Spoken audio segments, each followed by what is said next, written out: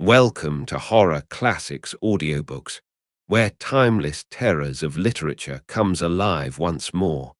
We present a chilling masterpiece that continues to haunt generations of readers.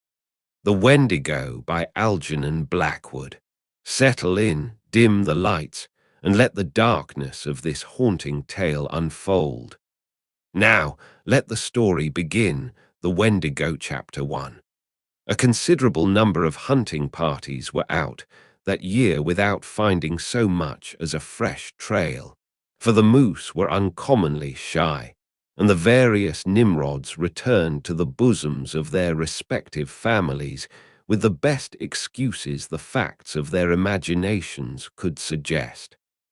Dr. Cathcart, among others, came back without a trophy, but he brought instead the memory of an experience which he declares was worth all the bull moose that had ever been shot. But then Cathcart, of Aberdeen, was interested in other things besides moose, amongst them the vagaries of the human mind. This particular story, however, found no mention in his book on collective hallucination for the simple reason, so he confided once to a fellow colleague that he himself played too intimate a part in it to form a competent judgment of the affair as a whole. Besides himself and his guide, Hank Davis, there was young Simpson, his nephew, a divinity student destined for the wee kirk. Then on his first visit to Canadian backwoods, and the latter's guide, Defago, Joseph Defago was a French Canuck who had strayed from his native province of Quebec years before, and had got caught in rat portage when the Canadian Pacific Railway was a-building. A man who, in addition to his unparalleled knowledge of woodcraft and bush lore, could also sing the old voyageur songs and tell a capital hunting yarn into the bargain. He was deeply susceptible, moreover, to that singular spell which the wilderness lays upon certain lonely natures, and he loved the wild solitudes with a kind of romantic passion that amounted almost to an obsession. The life of the backwoods fascinated him, whence, doubtless, his surpassing efficiency in dealing with their mysteries. On this particular expedition he was Hank's choice. Hank knew him and swore by him. He also swore at him, just as a pal might. And since he had a vocabulary of picturesque, if utterly meaningless, oaths, the conversation between the two stalwart and hardy woodsmen was often of a rather lively description. This river of expletives, however, Hank agreed to dam a little out of respect for his old hunting boss, Dr. Cathcart, whom of course he addressed after the fashion of the country as Doc, and also because he understood that young Simpson was already a bit of a parson. He had, however, one objection to Defago, and one only, which was that the French-Canadian sometimes exhibited what Hank described as the output of a cursed and dismal mind, meaning apparently that he sometimes was true to type, Latin type, and suffered fits of a kind of silent moroseness when nothing could induce him to utter speech. Defago, that is to say, was imaginative and melancholy, and as a rule it was too long a spell of civilization that induced the attacks, for a few days of the wilderness invariably cured them. This, then, was the party of 4 that found themselves in camp the last week in October of that shy moose year, way up in the wilderness north of Rat Portage, a forsaken and desolate country. There was also Punk, an Indian who had accompanied Dr. Cathcart and Hank on their hunting trips in previous years, and who acted as cook. His duty was merely to stay in camp, catch fish, and prepare venison steaks and coffee at a few minutes' notice. He dressed in the worn-out clothes bequeathed to him by former patrons, and except for his coarse black hair and dark skin, he looked in these city garments no more like a real redskin than a stage Negro looks like a real African. For all that, however, Punk had in him still the instincts of his dying race. His taciturn silence and his endurance survived. Also his superstition the party round the blazing fire that night were despondent, for a week had passed without a single sign of recent moose discovering itself. Defago had sung his song and plunged into a story, but Hank, in bad humor, reminded him so often that he kept mussing up the facts so that it was most all nothing but a petered-out lie, that the Frenchman had finally subsided into a sulky silence which nothing seemed likely to break. Dr. Cathcart and his nephew were fairly done after an exhausting day. Punk was washing up the dishes, grunting to himself under the lean-to of branches, where he later also slept. No one troubled to stir the slowly dying fire. Overhead the stars were brilliant in a sky quite wintry, and there was so little wind that ice was already forming stealthily along the shores of the still lake behind them. The silence of the vast, listening forest stole forward and enveloped them. Hank broke in suddenly with his nasal voice. "I'm in favor of breaking new ground tomorrow, Doc," he observed with energy, looking across at his employer. "We don't stand a dead Dago's chance around here." "Agreed," said Cathcart, always a man of few words. "Think the idea's good?" "Sure, Pop, it's good," Hank resumed with confidence. "S'pose now you and I strike west, up Garden Lake way for a change. None of us ain't touched that quiet bit o' land yet. I'm with you. And you, Defago, take Mr. Simpson along in the small canoe, skip across the lake, portage over into 50 Island water, and take a good squint down that far southern shore. The moose yarded. They're like hell last year, and for all we know they may be doing it again this year just to spite us." Defago, keeping his eyes on the fire, said nothing by way of reply. He was still offended, possibly, about his interrupted story. "No one's been up that way this year, and I'll lay my bottom dollar on that," Hank added with emphasis, as though he had a reason for knowing. He looked over at his partner sharply. "Better take the little silk tent and stay away a couple o' nights," he concluded, as though the matter were definitely settled. For Hank was recognized as general organizer of the hunt, and in charge of the party. It was obvious to anyone that Defago did not jump at the plan, but his silence seemed to convey something more than ordinary disapproval, and across his sensitive, dark face there passed a curious expression like a flash of firelight. Not so quickly, however, that the three men had not time to catch it. "He funked for some reason, I thought," Simpson said afterwards in the tent he shared with his uncle. Dr. Cathcart made no immediate reply, although the look had interested him enough at the time for him to make a mental note of it. The expression had caused him a passing uneasiness he could not quite account for at the moment. But Hank, of course, had been the first to notice it, and the odd thing was that instead of becoming explosive or angry over the other's reluctance, he at once began to humor him a bit. "But there ain't no special reason why no one's been up there this year," he said, with a perceptible hush in his tone. "Not the reason you mean, anyway. Last year it was the fires that kept folks out, and this year I guess it just happened so, that's all." His manner was clearly meant to be encouraging. Joseph Defago raised his eyes a moment, then dropped them again.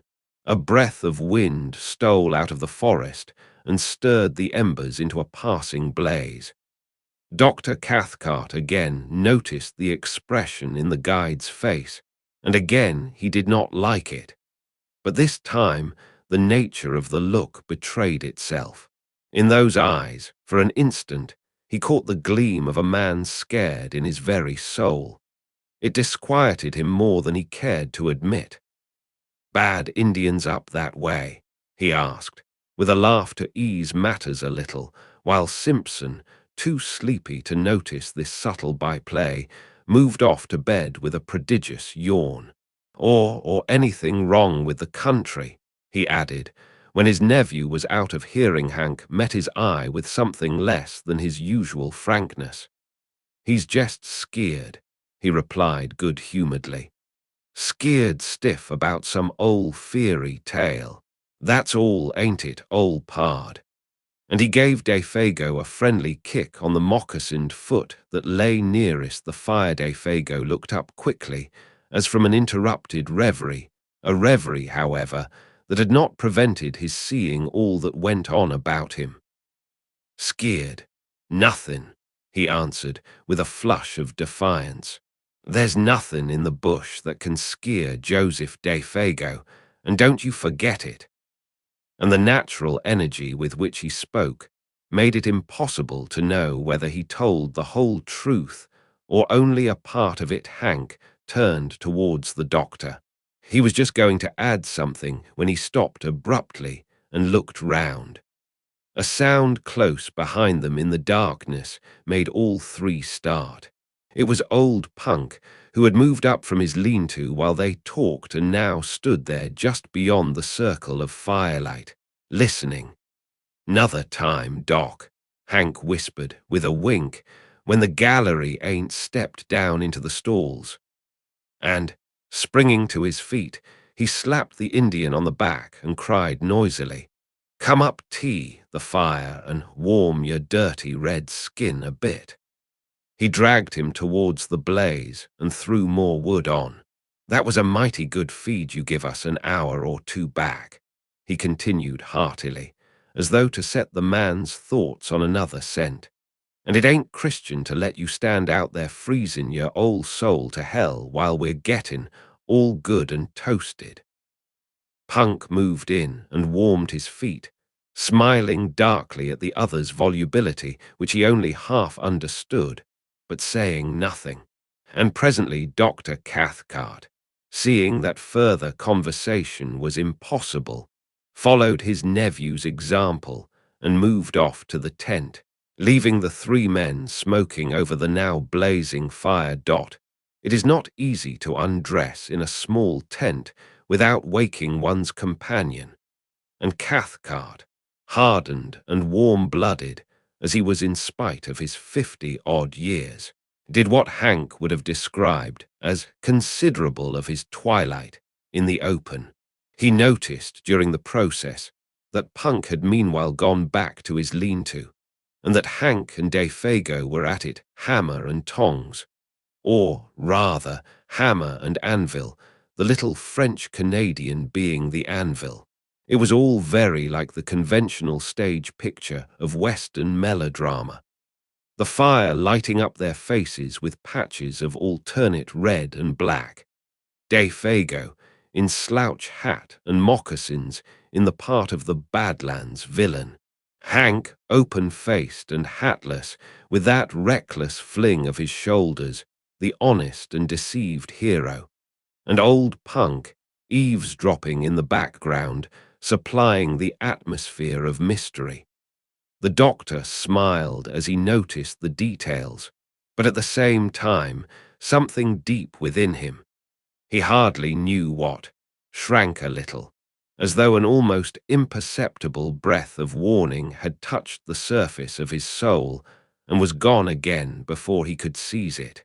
Probably it was traceable to that scared expression he had seen in the eyes of Defago. Probably. For this hint of fugitive emotion otherwise escaped his usually so keen analysis.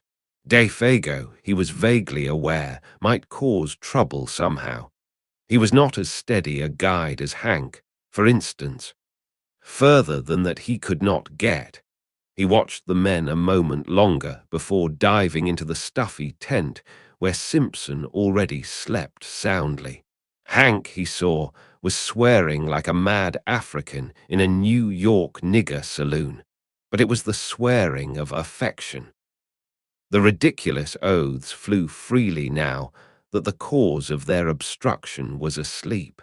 Presently he put his arm, almost tenderly, upon his comrade's shoulder, and they moved off together into the shadows where their tent stood faintly glimmering. Punk, too, a moment later followed their example and disappeared between his odorous blankets in the opposite direction. Dr. Cathcart then likewise turned in, weariness and sleep still fighting in his mind, with an obscure curiosity to know what it was that had scared Defago about the country up 50 Island Waterway. Wondering, too, why Punk's presence had prevented the completion of what Hank had to say. Then sleep overtook him. He would know tomorrow. Hank would tell him the story while they trudged after the elusive moose. Deep silence fell about the little camp, planted there so audaciously in the jaws of the wilderness. The lake gleamed like a sheet of black glass beneath the stars. The cold air pricked. In the draughts of night that poured their silent tide from the depths of the forest, with messages from distant ridges and from lakes just beginning to freeze, there lay already the faint, bleak odors of coming winter. White men, with their dull scent, might never have divined them. The fragrance of the wood fire would have concealed from them these almost electrical hints of moss and bark and hardening swamp 100 miles away. Even Hank and Defago, subtly in league with the soul of the woods as they were, would probably have spread their delicate nostrils in vain. But an hour later, when all slept like the dead, old Punk crept from his blankets and went down to the shore of the lake like a shadow, silently, as only Indian blood can move. He raised his head and looked about him. The thick darkness rendered sight of small avail, but like the animals, he possessed other senses that darkness could not mute. He listened, then sniffed the air. Motionless as a hemlock stem, he stood there. After 5 minutes again, he lifted his head and sniffed, and yet once again. A tingling of the wonderful nerves that betrayed itself by no outer sign ran through him as he tasted the keen air. Then, merging his figure into the surrounding blackness in a way that only wild men and animals understand, he turned, still moving like a shadow, and went stealthily back to his lean-to and his bed. And soon after he slept, the change of wind he had divined stirred gently the reflection of the stars within the lake. Rising among the far ridges of the country beyond 50 Island Water, it came from the direction in which he had stared, and it passed over the sleeping camp with a faint and sighing murmur through the tops of the big trees that was almost too delicate to be audible. With it down the desert paths of night, though too faint, too high even for the Indian's hair-like nerves, there passed a curious, thin odor, strangely disquieting, an odor of something that seemed unfamiliar, utterly unknown. The French-Canadian and the man of Indian blood each stirred uneasily in his sleep just about this time, though neither of them woke. Then the ghost of that unforgettably strange odor passed away and was lost among the leagues of tenantless forest beyond. Chapter 2. In the morning the camp was astir before the sun. There had been a light fall of snow during the night, and the air was sharp.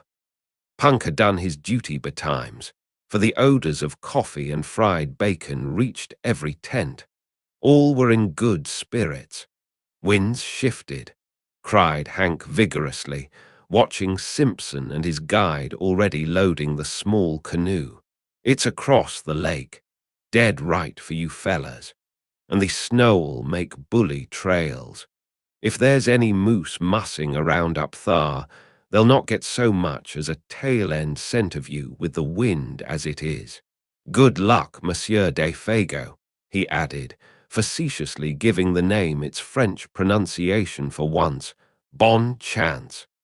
De Fago returned the good wishes, apparently in the best of spirits, the silent mood gone. Before 8 o'clock, old Punk had the camp to himself. Cathcart and Hank were far along the trail that led westwards, while the canoe that carried De Fago and Simpson, with silk tent and grub for 2 days, was already a dark speck bobbing on the bosom of the lake, going due east. The wintry sharpness of the air was tempered now by a sun that topped the wooded ridges and blazed with a luxurious warmth upon the world of lake and forest below. Loons flew skimming through the sparkling spray that the wind lifted. Divers shook their dripping heads to the sun and popped smartly out of sight again, and as far as eye could reach rose the leagues of endless, crowding bush, desolate in its lonely sweep and grandeur, untrodden by foot of man, and stretching its mighty and unbroken carpet right up to the frozen shores of Hudson Bay. Simpson, who saw it all for the first time as he paddled hard in the bows of the dancing canoe, was enchanted by its austere beauty. His heart drank in the sense of freedom and great spaces, just as his lungs drank in the cool and perfumed wind. Behind him in the stern seat, singing fragments of his native chanties, De Fago steered the craft of birch bark like a thing of life, answering cheerfully all his companions' questions. Both were gay and light-hearted. On such occasions, men lose the superficial, worldly distinctions. They become human beings working together for a common end. Simpson, the employer, and De Fago, the employed, among these primitive forces were simply 2 men, the guider and the guided. Superior knowledge, of course, assumed control, and the younger man fell without a second thought into the quasi-subordinate position. He never dreamed of objecting when De Fago dropped the Mister and addressed him as, say, Simpson or Simpson, boss, which was invariably the case before they reached the farther shore after a stiff paddle of 12 miles against a head wind. He only laughed and liked it, then ceased to notice it at all, for this divinity student was a young man of parts and character, though as yet, of course, untravelled. And on this trip, the first time he had seen any country but his own and little Switzerland, the huge scale of things somewhat bewildered him. It was one thing, he realized, to hear about primeval forests, but quite another to see them, while to dwell in them and seek acquaintance with their wild life was, again, an initiation that no intelligent man could undergo without a certain shifting of personal values, hitherto held for permanent and sacred. Simpson knew the first faint indication of this emotion when he held the new 303 rifle in his hands and looked along its pair of faultless, gleaming barrels. The 3 days' journey to their headquarters by lake and portage had carried the process a stage farther, and now that he was about to plunge beyond even the fringe of wilderness, where they were camped into the virgin heart of uninhabited regions as vast as Europe itself, the true nature of the situation stole upon him with an effect of delight and awe that his imagination was fully capable of appreciating. It was himself and De Fago against a multitude, at least against a Titan. The bleak splendors of these remote and lonely forests rather overwhelmed him with the sense of his own littleness.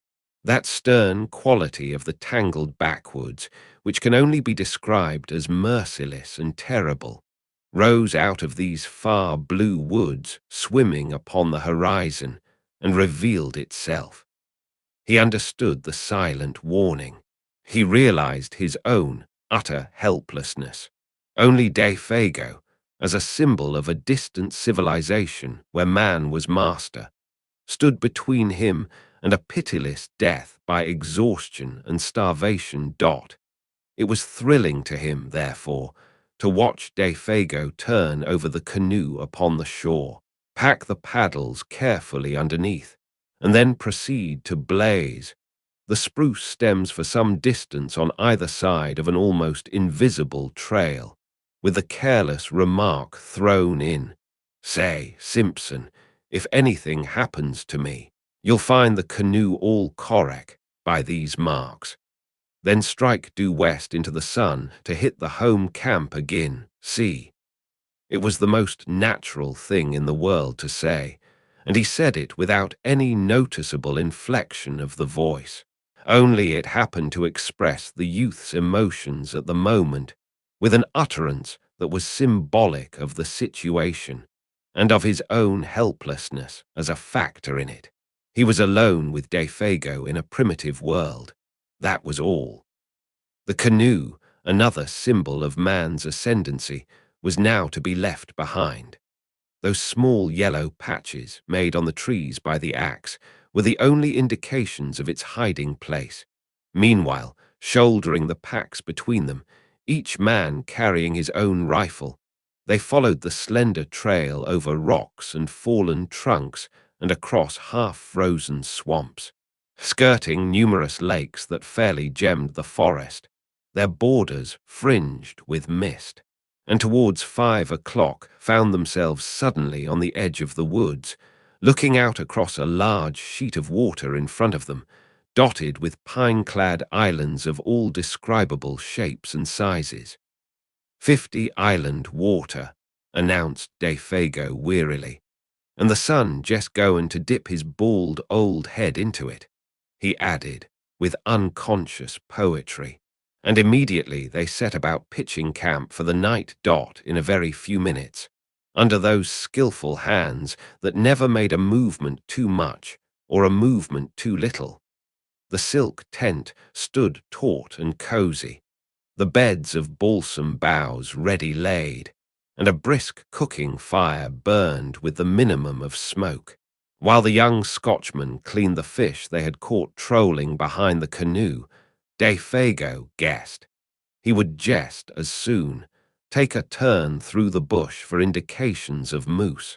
"May come across a trunk where they been and rubbed horns," he said as he moved off, "or feedin' on the last of the maple leaves." And he was gone. His small figure melted away like a shadow in the dusk, while Simpson noted with a kind of admiration how easily the forest absorbed him into herself. A few steps, it seemed, and he was no longer visible, yet there was little underbrush hereabouts. The trees stood somewhat apart, well spaced, and in the clearings grew silver birch and maple, spear-like and slender, against the immense stems of spruce and hemlock, but for occasional prostrate monsters, and the boulders of grey rock that thrust uncouth shoulders here and there out of the ground, it might well have been a bit of park in the old country. Almost, one might have seen in it the hand of man. A little to the right, however, began the great burnt section, miles in extent, proclaiming its real character. Brûlé, as it is called, where the fires of the previous year had raged for weeks, and the blackened stumps now rose gaunt and ugly, bereft of branches, like gigantic match heads stuck into the ground, savage and desolate beyond words. The perfume of charcoal and rain-soaked ashes still hung faintly about it. The dusk rapidly deepened. The glades grew dark.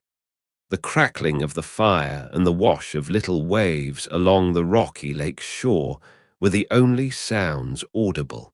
The wind had dropped with the sun, and in all that vast world of branches nothing stirred. Any moment, it seemed, the woodland gods, who were to be worshipped in silence and loneliness, might stretch their mighty and terrific outlines among the trees.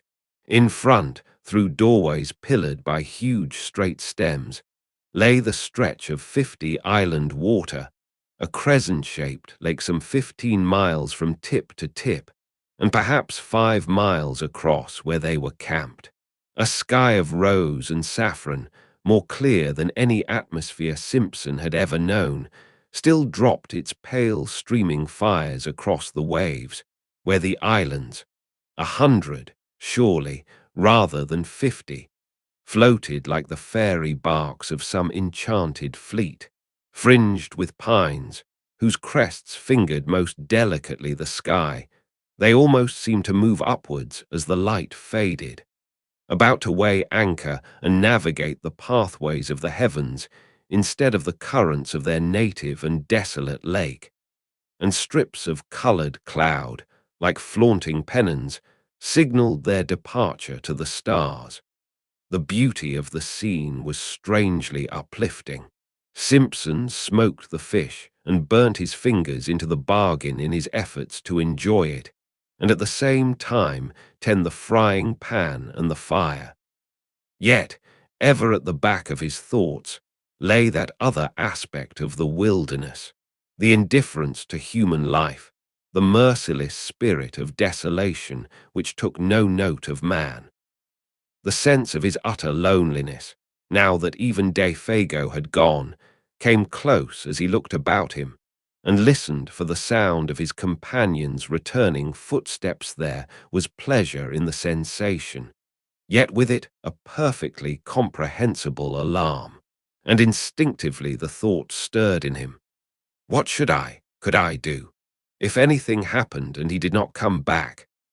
They enjoyed their well-earned supper, eating untold quantities of fish and drinking unmilked tea strong enough to kill men who had not covered 30 miles of hard going, eating little on the way.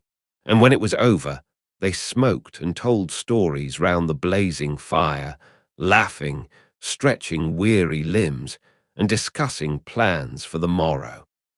Defago was in excellent spirits, though disappointed at having no signs of moose to report. But it was dark and he had not gone far. The brulee, too, was bad. His clothes and hands were smeared with charcoal. Simpson, watching him, realized with renewed vividness their position, alone together in the wilderness. Defago, he said presently, these woods, you know, are a bit too big to feel quite at home in, to feel comfortable in, I mean. He merely gave expression to the mood of the moment. He was hardly prepared for the earnestness, the solemnity even, with which the guide took him up. Hit it right, Simpson, boss, he replied, fixing his searching brown eyes on his face. And that's the truth, sure. There's no end to 'em, no end at all. Then he added in a lowered tone as if to himself, there's lots found out that, and gone plumb to pieces. But the man's gravity of manner was not quite to the other's liking. It was a little too suggestive for this scenery and setting. He was sorry he had broached the subject. He remembered suddenly how his uncle had told him that men were sometimes stricken with a strange fever of the wilderness, when the seduction of the uninhabited wastes caught them so fiercely that they went forth, half fascinated, half deluded, to their death. And he had a shrewd idea that his companion held something in sympathy with that queer type. He led the conversation on to other topics, on to Hank and the doctor, for instance, and the natural rivalry as to who should get the first sight of moose. If they went due west, observed Defago carelessly, there's 60 miles between us now, with old Punk at halfway house eatin' himself full to bustin' with fish and coffee. They laughed together over the picture, but the casual mention of those 60 miles again made Simpson realize the prodigious scale of this land where they hunted. 60 miles was a mere step, 200 little more than a step. Stories of lost hunters rose persistently before his memory. The passion and mystery of homeless and wandering men, seduced by the beauty of great forests, swept his soul in a way too vivid to be quite pleasant. He wondered vaguely whether it was the mood of his companion that invited the unwelcome suggestion with such persistence. "Sing us a song, De Fago, if you're not too tired," he asked. "One of those old voyageur songs you sang the other night."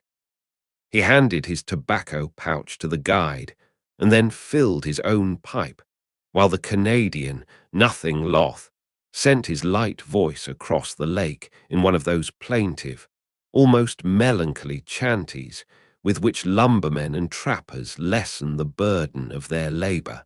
There was an appealing and romantic flavor about it, something that recalled the atmosphere of the old pioneer days when Indians and wilderness were leagued together, battles frequent, and the old country farther off than it is today. The sound traveled pleasantly over the water, but the forest at their backs seemed to swallow it down with a single gulp that permitted neither echo nor resonance. It was in the middle of the third verse that Simpson noticed something unusual, something that brought his thoughts back with a rush from faraway scenes. A curious change had come into the man's voice. Even before he knew what it was, uneasiness caught him, and looking up quickly, he saw that De Fago, though still singing, was peering about him into the bush, as though he heard or saw something. His voice grew fainter, dropped to a hush, then ceased altogether.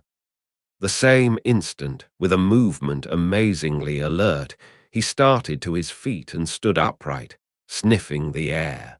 Like a dog scenting game, he drew the air into his nostrils in short, sharp breaths, turning quickly as he did so in all directions, and finally pointing down the lake shore eastwards.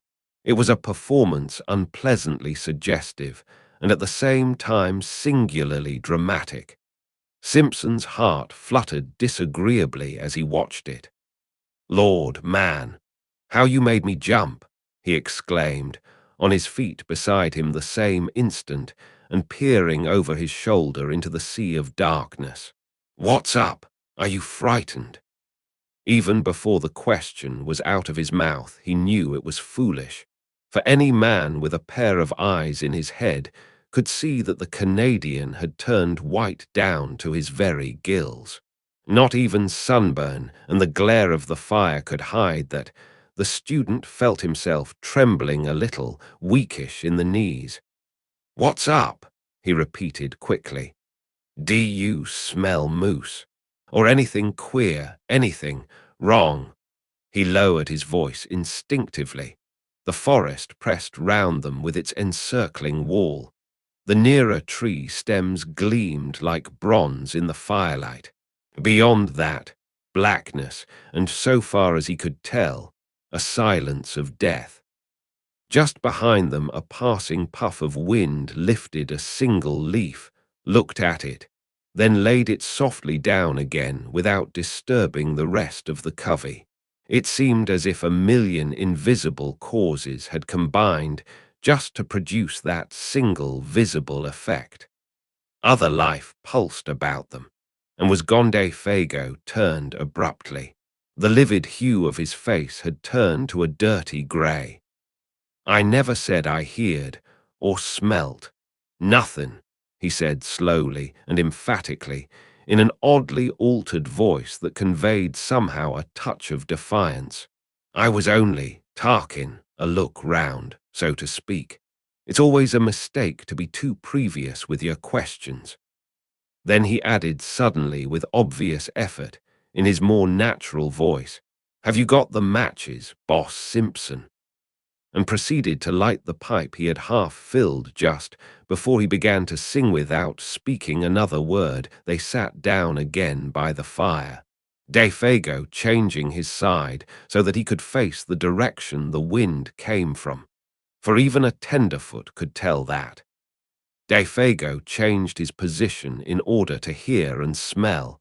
All there was to be heard and smelt.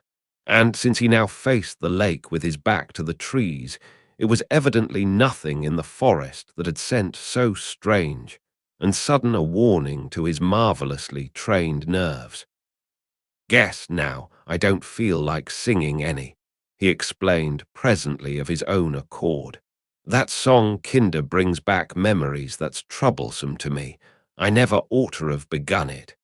It sets me on imagining things, see."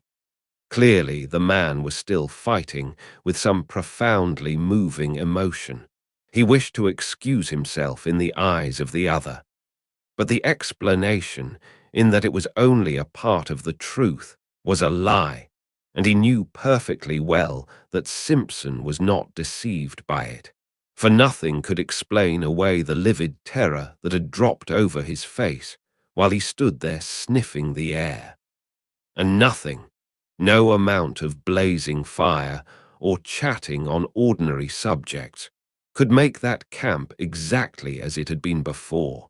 The shadow of an unknown horror, naked if unguessed, that had flashed for an instant in the face and gestures of the guide, had also communicated itself, vaguely, and therefore more potently, to his companion.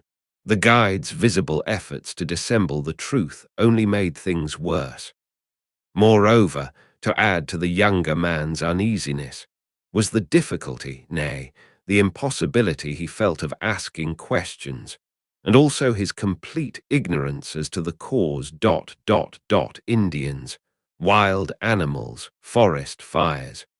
All these, he knew, were wholly out of the question. His imagination searched vigorously, but in vain. Yet, somehow or other, after another long spell of smoking, talking and roasting themselves before the great fire, the shadow that had so suddenly invaded their peaceful camp began to shift. Perhaps Defago's efforts, or the return of his quiet and normal attitude, accomplished this. Perhaps Simpson himself had exaggerated the affair out of all proportion to the truth, or possibly the vigorous air of the wilderness brought its own powers of healing. Whatever the cause, the feeling of immediate horror seemed to have passed away as mysteriously as it had come, for nothing occurred to feed it. Simpson began to feel that he had permitted himself the unreasoning terror of a child. He put it down partly to a certain subconscious excitement that this wild and immense scenery generated in his blood, partly to the spell of solitude, and partly to over-fatigue. That pallor in the guide's face was, of course, uncommonly hard to explain, yet it might have been due in some way to an effect of firelight or his own imagination. He gave it the benefit of the doubt. He was Scotch. When a somewhat unordinary emotion has disappeared, the mind always finds a dozen ways of explaining away its causes. Simpson lit a last pipe and tried to laugh to himself. On getting home to Scotland, it would make quite a good story.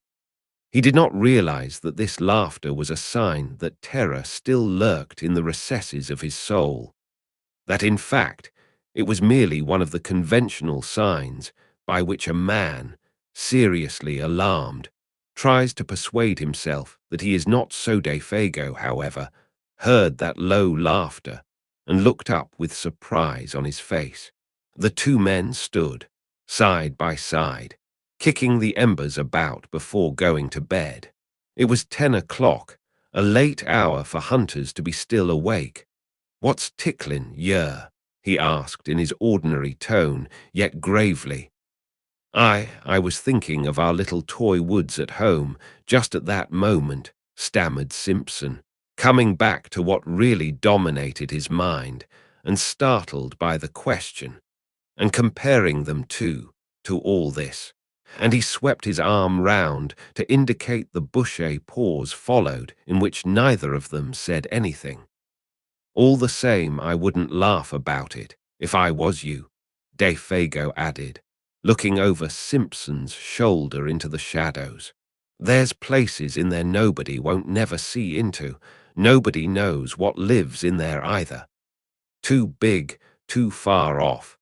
The suggestion in the guide's manner was immense, and horrible. Defago nodded. The expression on his face was dark. He, too, felt uneasy. The younger man understood that in a hinterland of this size, there might well be depths of wood that would never in the life of the world be known or trodden. The thought was not exactly the sort he welcomed. In a loud voice, cheerfully, he suggested that it was time for bed. But the guide lingered, tinkering with the fire, arranging the stones needlessly, doing a dozen things that did not really need doing. Evidently there was something he wanted to say, yet found it difficult to get at. "Say, you, Boss Simpson," he began suddenly, as the last shower of sparks went up into the air. "You don't smell nothing, do you? Nothing particular, I mean." The commonplace question, Simpson realized, veiled a dreadfully serious thought in his mind. A shiver ran down his back. "Nothing but burning wood," he replied firmly, kicking again at the embers. The sound of his own foot made him start. "And all the evening you ain't smelt nothing," persisted the guide, peering at him through the gloom. "Nothing extraordinary and different to anything else you ever smelt before?" "No, no, man, nothing at all," he replied aggressively, half angrily. Defago's face cleared. "That's good," he exclaimed with evident relief. "That's good to hear. Have you?" asked Simpson sharply, and the same instant regretted the question. The Canadian came closer in the darkness. He shook his head.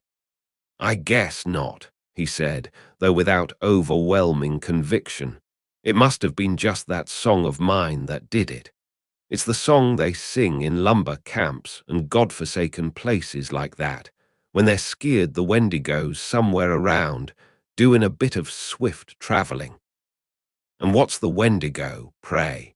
Simpson asked quickly, irritated because, again, he could not prevent that sudden shiver of the nerves. He knew that he was close upon the man's terror and the cause of it. Yet a rushing, passionate curiosity overcame his better judgment, and his fear. Defago turned swiftly and looked at him as though he were suddenly about to shriek. His eyes shone, but his mouth was wide open. Yet all he said, or whispered rather, for his voice sank very low, was, "It's nothing, nothing but what those lousy fellas believe when they've been hitting the bottle too long. A sort of great animal that lives up yonder." He jerked his head northwards, quick as lightning in its tracks, and bigger'n anything else in the bush, and ain't supposed to be very good to look at. That's all. "A backwoods superstition," began Simpson, moving hastily toward the tent in order to shake off the hand of the guide that clutched his arm. "Come, come, hurry up for God's sake, and get the lantern going. It's time we were in bed and asleep if we're going to be up with the sun tomorrow." The guide was close on his heels. "I'm coming," he answered out of the darkness. "I'm coming." And after a slight delay, he appeared with the lantern and hung it from a nail in the front pole of the tent. The shadows of 100 trees shifted their places quickly as he did so, and when he stumbled over the rope, diving swiftly inside, the whole tent trembled as though a gust of wind struck it. The two men lay down, without undressing, upon their beds of soft balsam boughs, cunningly arranged. Inside, all was warm and cozy, but outside the world of crowding trees pressed close about them, marshalling their million shadows, and smothering the little tent that stood there like a wee white shell, facing the ocean of tremendous forest. Between the two lonely figures within, however, there pressed another shadow that was not a shadow from the night. It was the shadow cast by the strange fear, never wholly exorcised, that had leaped suddenly upon Defago in the middle of his singing. And Simpson, as he lay there, watching the darkness through the open flap of the tent, ready to plunge into the fragrant abyss of sleep, knew first that unique and profound stillness of a primeval forest when no wind stirs, and when the night has weight and substance that enters into the soul to bind a veil about it. Then sleep took him. Chapter 3. Thus it seemed to him, at least. Yet it was true that the lap of the water, just beyond the tent door, still beat time with his lessening pulses when he realized that he was lying with his eyes open, and that another sound had recently introduced itself with cunning softness between the splash and murmur of the little waves. And long before he understood what this sound was, it had stirred in him the centers of pity and alarm. He listened intently, though at first in vain, for the running blood beat all its drums too noisily in his ears.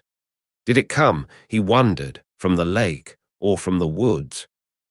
Then, suddenly, with a rush and a flutter of the heart, he knew that it was close beside him in the tent, and when he turned over for a better hearing, it focused itself unmistakably not 2 feet away. It was a sound of weeping. Defago upon his bed of branches was sobbing in the darkness as though his heart would break, the blankets evidently stuffed against his mouth to stifle it. And his first feeling, before he could think or reflect, was the rush of a poignant and searching tenderness. This intimate human sound, heard amid the desolation about them, woke pity. It was so incongruous, so pitifully incongruous, and so vain. Tears in this vast and cruel wilderness, of what avail? He thought of a little child crying in mid-Atlantic. Then, of course, with fuller realization and the memory of what had gone before, came the descent of the terror upon him, and his blood ran cold. "Defago," he whispered quickly. "What's the matter?" He tried to make his voice very gentle. "Are you in pain, unhappy?" There was no reply, but the sounds ceased abruptly. He stretched his hand out and touched him. The body did not stir. "Are you awake?" For it occurred to him that the man was crying in his sleep. "Are you cold?" He noticed that his feet, which were uncovered, projected beyond the mouth of the tent. He spread an extra fold of his own blankets over them. The guide had slipped down in his bed, and the branches seemed to have been dragged with him. He was afraid to pull the body back again, for fear of waking him. 1 or 2 tentative questions he ventured softly. But though he waited for several minutes, there came no reply, nor any sign of movement. Presently he heard his regular and quiet breathing, and putting his hand again gently on the breast, felt the steady rise and fall beneath. "Let me know if anything's wrong," he whispered, "or if I can do anything. Wake me at once if you feel queer." He hardly knew what to say. He lay down again, thinking and wondering what it all meant. Defago, of course, had been crying in his sleep. Some dream or other had afflicted him. Yet never in his life would he forget that pitiful sound of sobbing, and the feeling that the whole awful wilderness of woods listened. His own mind busied itself for a long time with the recent events, of which this took its mysterious place as one. And though his reason successfully argued away all unwelcome suggestions, a sensation of uneasiness remained, resisting ejection, very deep-seated, peculiar beyond ordinary. Chapter 4. But sleep in the long run proves greater than all emotions. His thoughts soon wandered again. He lay there, warm as toast, exceedingly weary. The night soothed and comforted, blunting the edges of memory and alarm. Half an hour later, he was oblivious of everything in the outer world about him.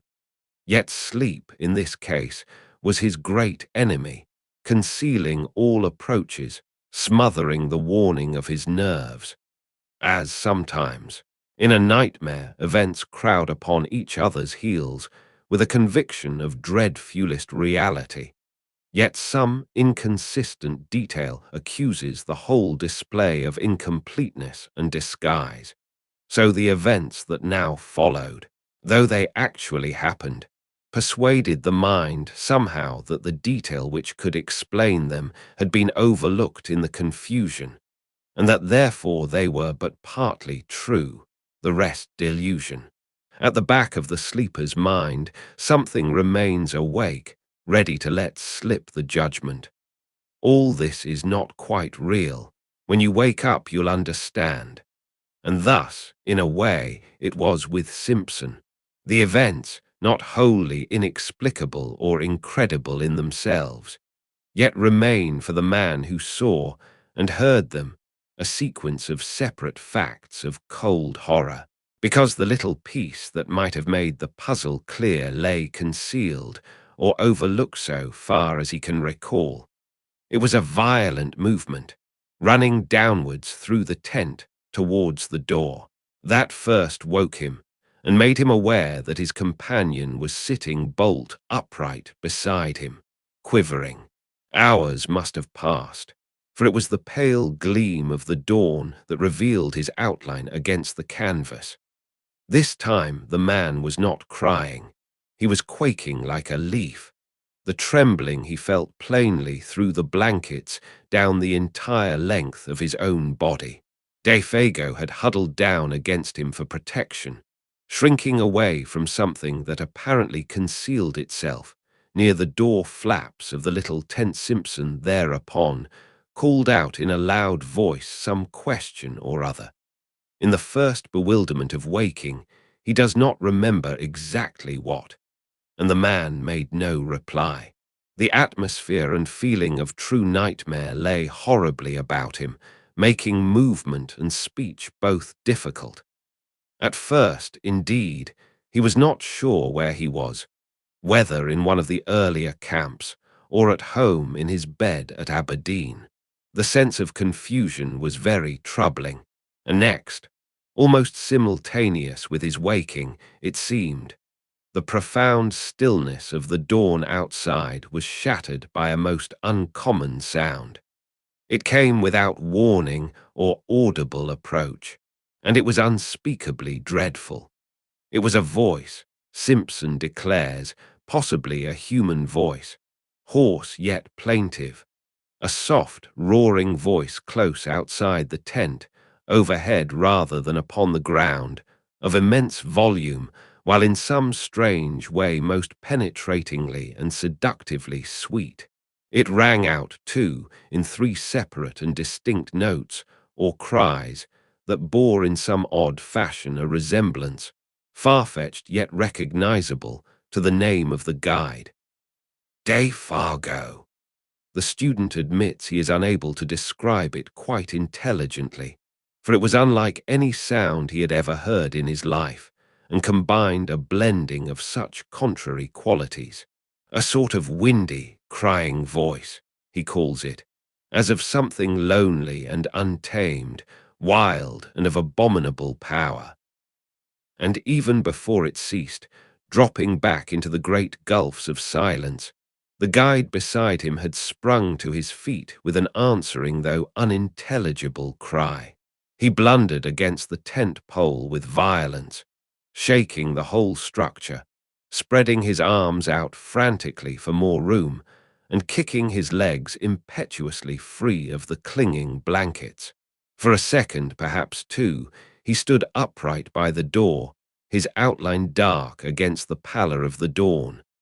Then, with a furious, rushing speed, before his companion could move a hand to stop him, he shot with a plunge through the flaps of canvas, and was gone. And as he went, so astonishingly fast that the voice could actually be heard dying in the distance, he called aloud in tones of anguished terror that at the same time held something strangely like the frenzied exultation of delight. Oh, oh, my feet of fire, my burning feet of fire. Oh, oh, this height and fiery speed. And then the distance quickly buried it, and the deep silence of very early morning descended upon the forest, as before Dot it had all come about with such rapidity that, but for the evidence of the empty bed beside him, Simpson could almost have believed it to have been the memory of a nightmare carried over from sleep. He still felt the warm pressure of that vanished body against his side. There lay the twisted blankets in a heap. The very tent yet trembled with the vehemence of the impetuous departure. The strange words rang in his ears, as though he still heard them in the distance, wild language of a suddenly stricken mind. Moreover, it was not only the senses of sight and hearing that reported uncommon things to his brain, for even while the man cried and ran, he had become aware that a strange perfume, faint yet pungent, pervaded the interior of the tent. And it was at this point, it seems, brought to himself by the consciousness that his nostrils were taking this distressing odor down into his throat, that he found his courage, sprang quickly to his feet, and went out. The grey light of dawn that dropped, cold and glimmering, between the trees revealed the scene tolerably well. There stood the tent behind him, soaked with dew, the dark ashes of the fire still warm, the lake white beneath a coating of mist, the islands rising darkly out of it like objects packed in wool, and patches of snow beyond among the clearer spaces of the bush, everything cold, still waiting for the sun. But nowhere a sign of the vanished guide, still, doubtless, flying at frantic speed through the frozen woods. There was not even the sound of disappearing footsteps, nor the echoes of the dying voice.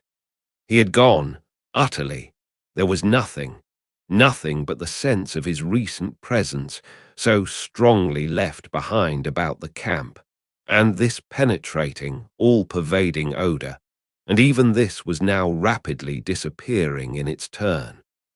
In spite of his exceeding mental perturbation, Simpson struggled hard to detect its nature and define it, but the ascertaining of an elusive scent, not recognized subconsciously and at once, is a very subtle operation of the mind.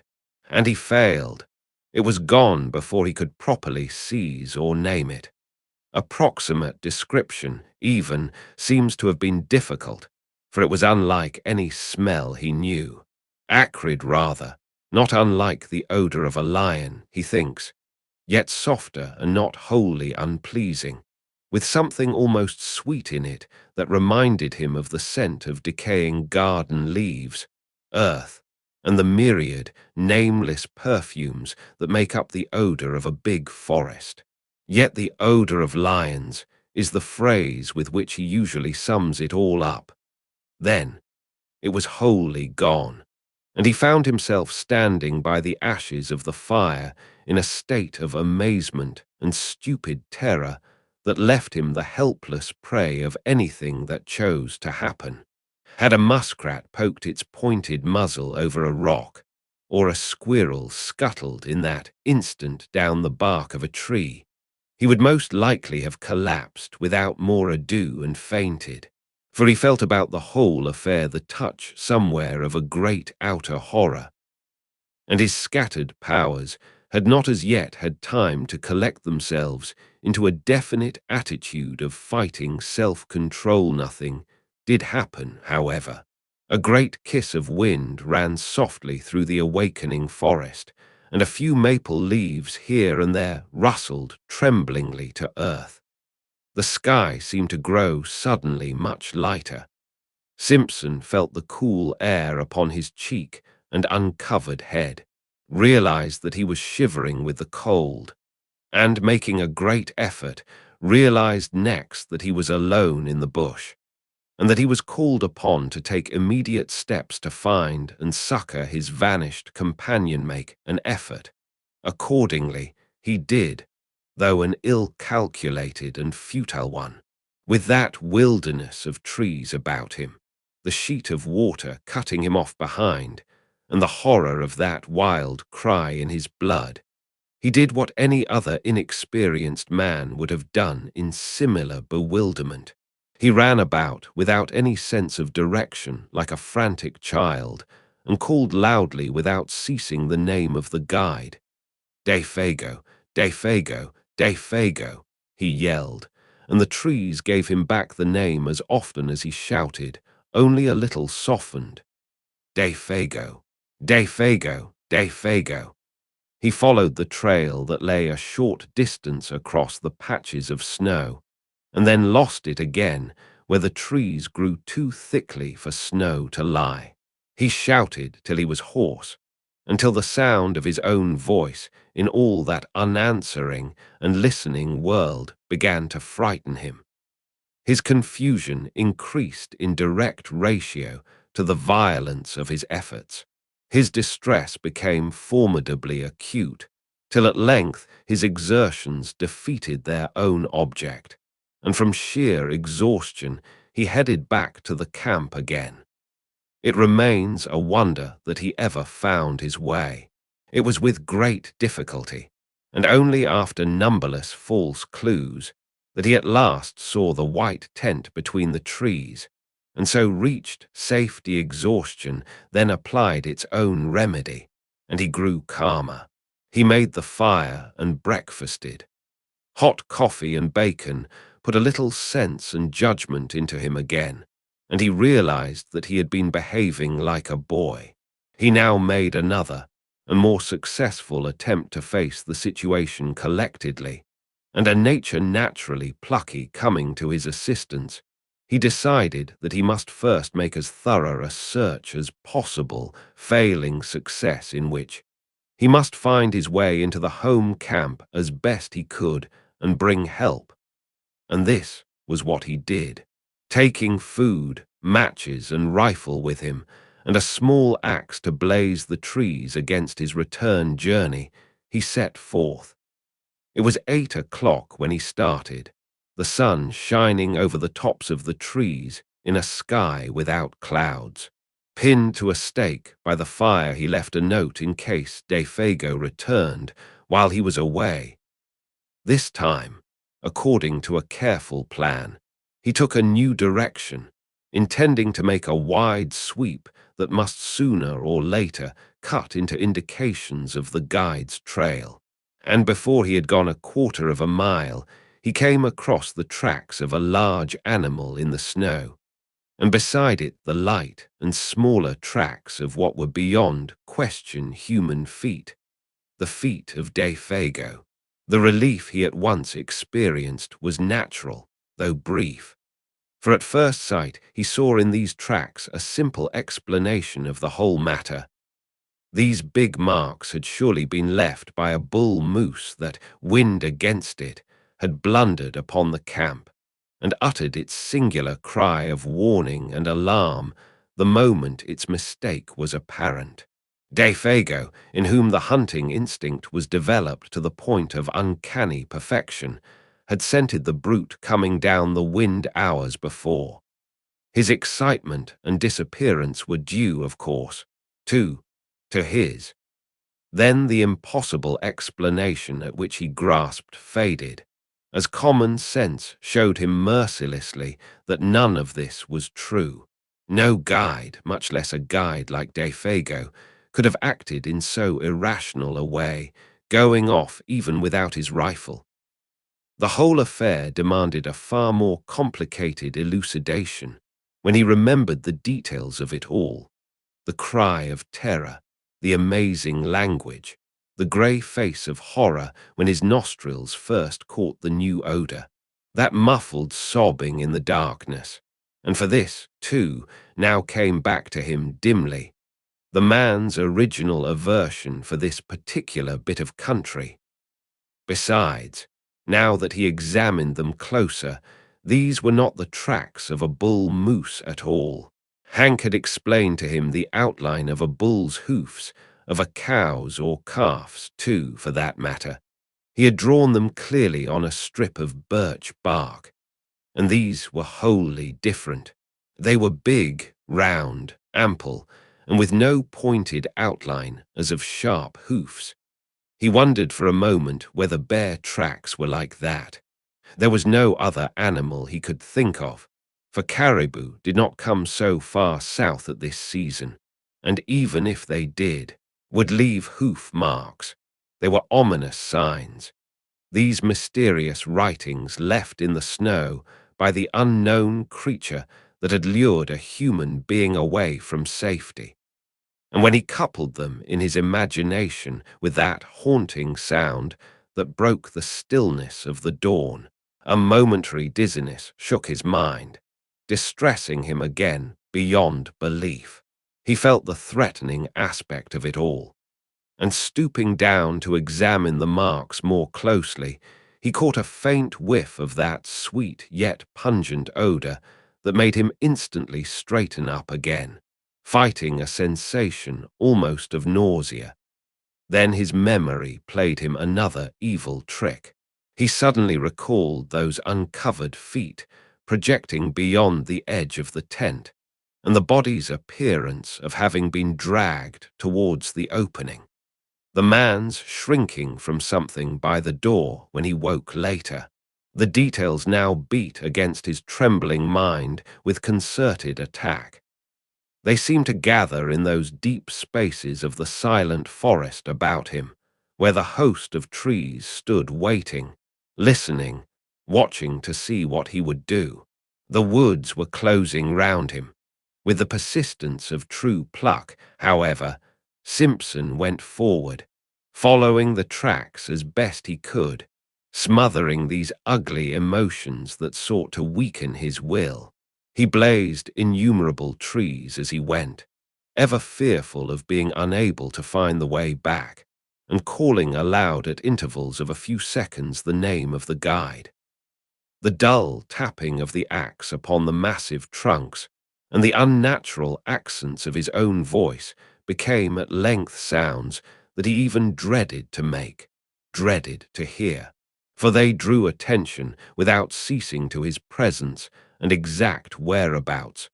And if it were really the case that something was hunting himself down in the same way that he was hunting down another, with a strong effort, he crushed the thought out the instant it rose. It was the beginning, he realized, of a bewilderment utterly diabolical in kind that would speedily destroy him. Although the snow was not continuous, lying merely in shallow flurries over the more open spaces, he found no difficulty in following the tracks for the first few miles. They went straight as a ruled line wherever the trees permitted. The stride soon began to increase in length, till it finally assumed proportions that seemed absolutely impossible for any ordinary animal to have made. Like huge flying leaps they became.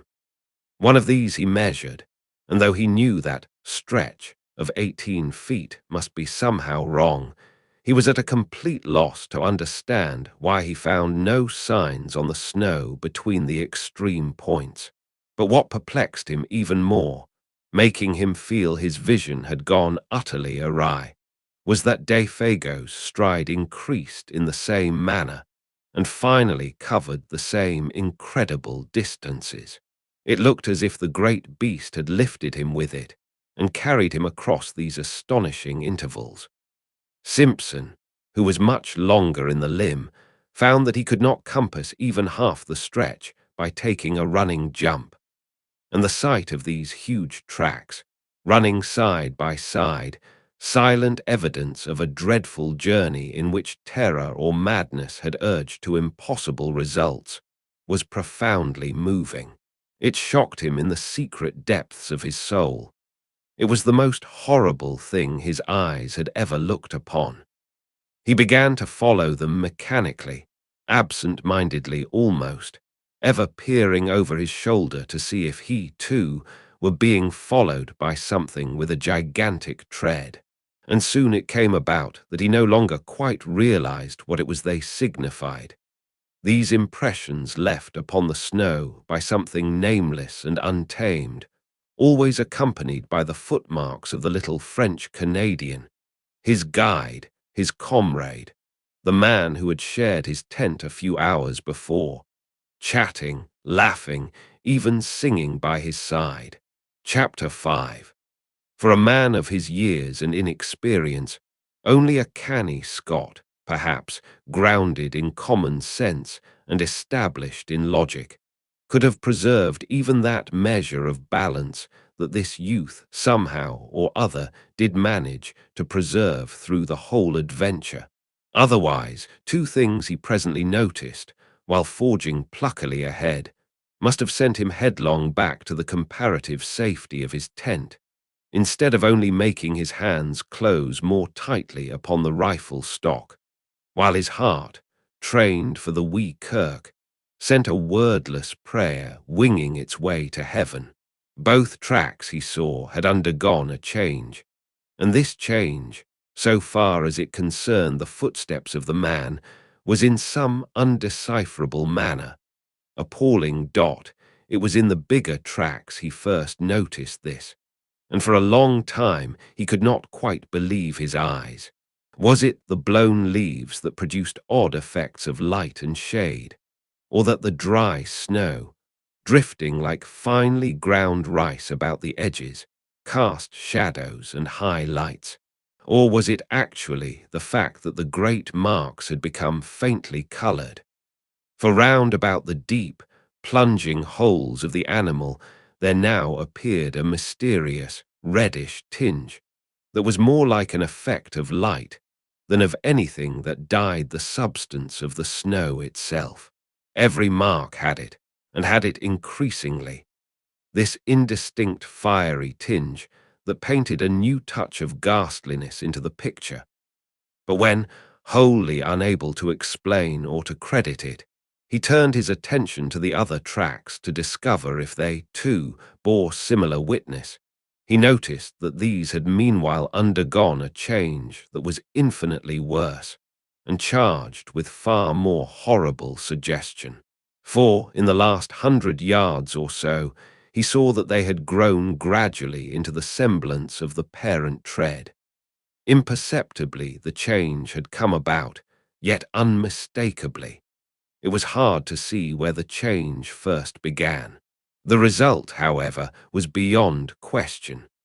Smaller, neater, more cleanly modelled, they formed now an exact and careful duplicate of the larger tracks beside them. The feet that produced them had, therefore, also changed, and something in his mind reared up with loathing and with terror as he saw it. Simpson, for the first time, hesitated. Then, ashamed of his alarm and indecision, took a few hurried steps ahead. The next instant stopped dead in his tracks. Immediately in front of him, all signs of the trail ceased. Both tracks came to an abrupt end. On all sides, for 100 yards and more, he searched in vain for the least indication of their continuance. There was nothing. The trees were very thick just there, big trees all of them, spruce, cedar, hemlock. There was no underbrush. He stood looking about him, all distraught, bereft of any power of judgment. Then he set to work to search again, and yet again, but always with the same result. Nothing. The feet that printed the surface of the snow thus far had now, apparently, left the ground, and it was in that moment of distress and confusion that the whip of terror laid its most nicely calculated lash about his heart. It dropped with deadly effect upon the source spot of all, completely unnerving him. He had been secretly dreading all the time that it would come, and come it did far overhead, muted by great height and distance, strangely thinned and wailing. He heard the crying voice of Defago, the guide.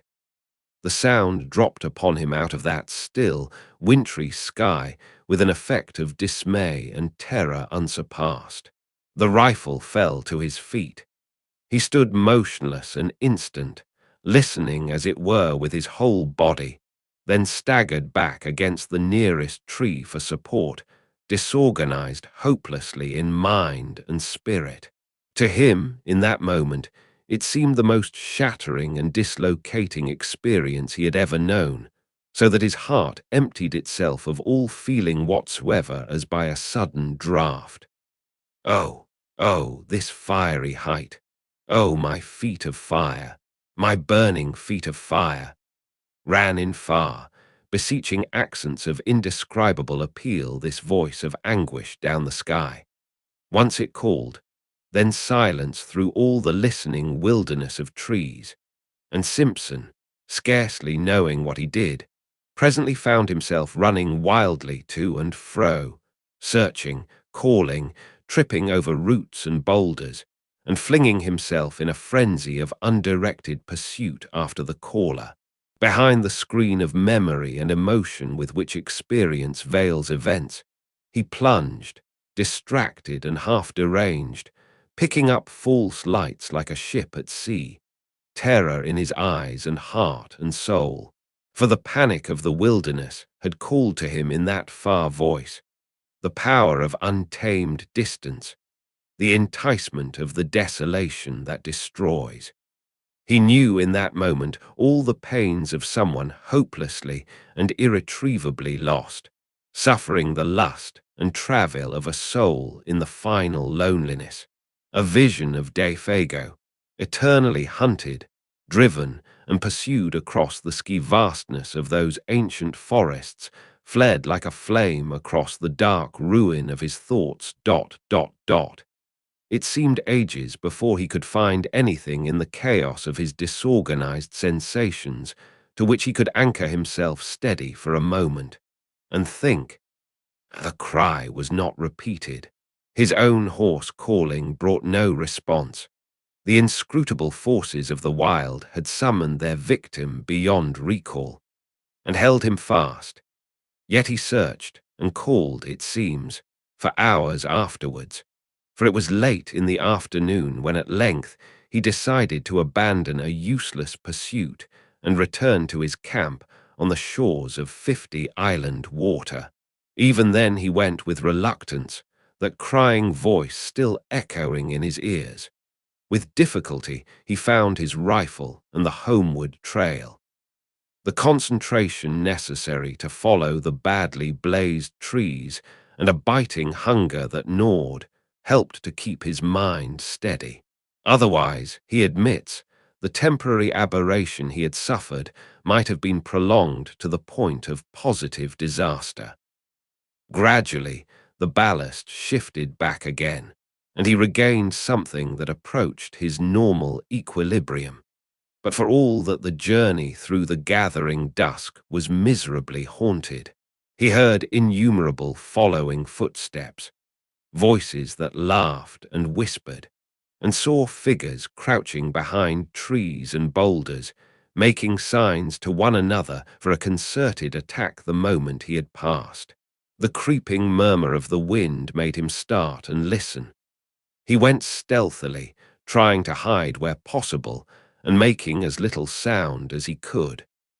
The shadows of the woods, hitherto protective or covering merely, had now become menacing, challenging, and the pageantry in his frightened mind masked a host of possibilities that were all the more ominous for being obscure.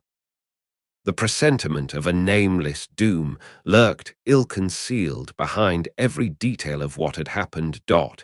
It was really admirable how he emerged victor in the end. Men of riper powers and experience might have come through the ordeal with less success. He had himself tolerably well in hand, all things considered, and his plan of action proves it. Sleep being absolutely out of the question, and travelling an unknown trail in the darkness equally impracticable, he sat up the whole of that night, rifle in hand, before a fire he never for a single moment allowed to die down. The severity of the haunted vigil marked his soul for life, but it was successfully accomplished, and with the very first signs of dawn, he set forth upon the long return journey to the home camp to get help. As before, he left a written note to explain his absence and to indicate where he had left a plentiful cache of food and matches, though he had no expectation that any human hands would find them. How Simpson found his way alone by the lake and forest might well make a story in itself, for to hear him tell it is to know the passionate loneliness of soul that a man can feel when the wilderness holds him in the hollow of its illimitable hand, and laughs.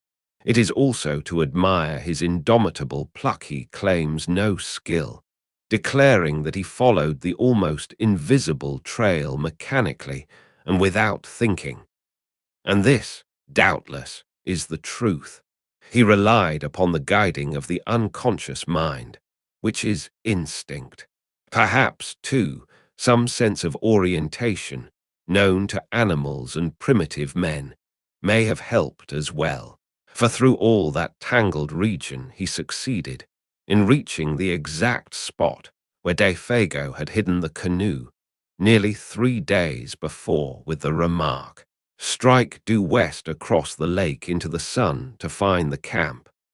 There was not much sun left to guide him, but he used his compass to the best of his ability, embarking in the frail craft for the last 12 miles of his journey, with a sensation of immense relief that the forest was at last behind him. And fortunately, the water was calm.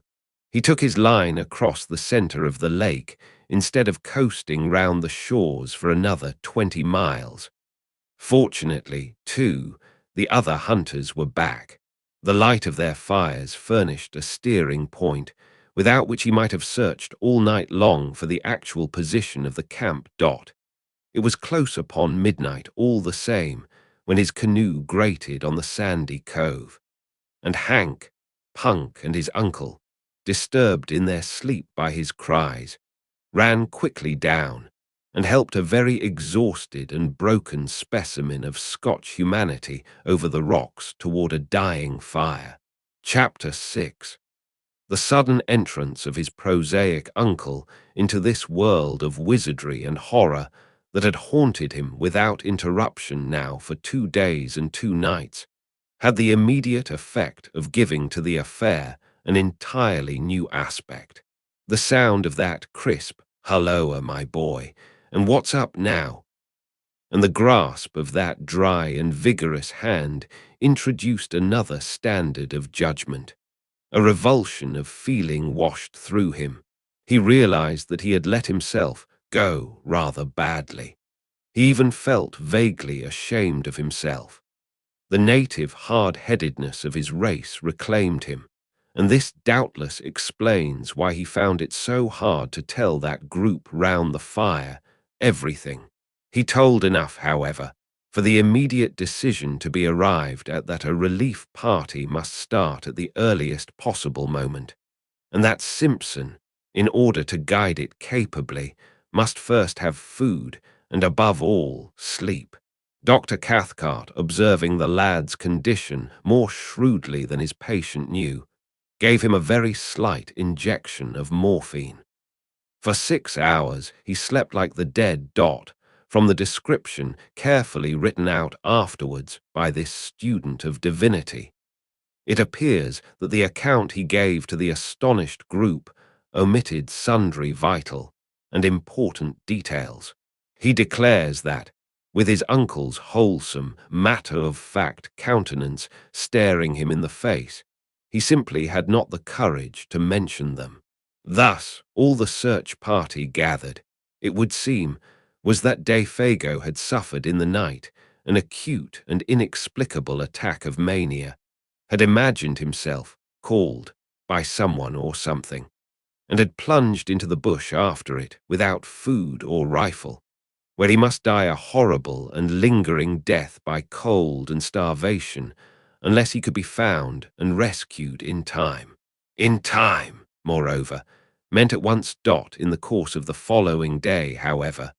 They were off by 7, leaving Punk in charge with instructions to have food and fire always ready. Simpson found it possible to tell his uncle a good deal more of the story's true inwardness, without divining that it was drawn out of him, as a matter of fact, by a very subtle form of cross-examination. By the time they reached the beginning of the trail, where the canoe was laid up against the return journey, he had mentioned how Defago spoke vaguely of something he called a Wendigo, how he cried in his sleep, how he imagined an unusual scent about the camp, and had betrayed other symptoms of mental excitement. He also admitted the bewildering effect of that extraordinary odor upon himself, pungent and acrid like the odor of lions. And by the time they were within an easy hour of 50 Island water, he had let slip the further fact, a foolish avowal of his own hysterical condition, as he felt afterwards that he had heard the vanished guide call for help. He omitted the singular phrases used, for he simply could not bring himself to repeat the preposterous language.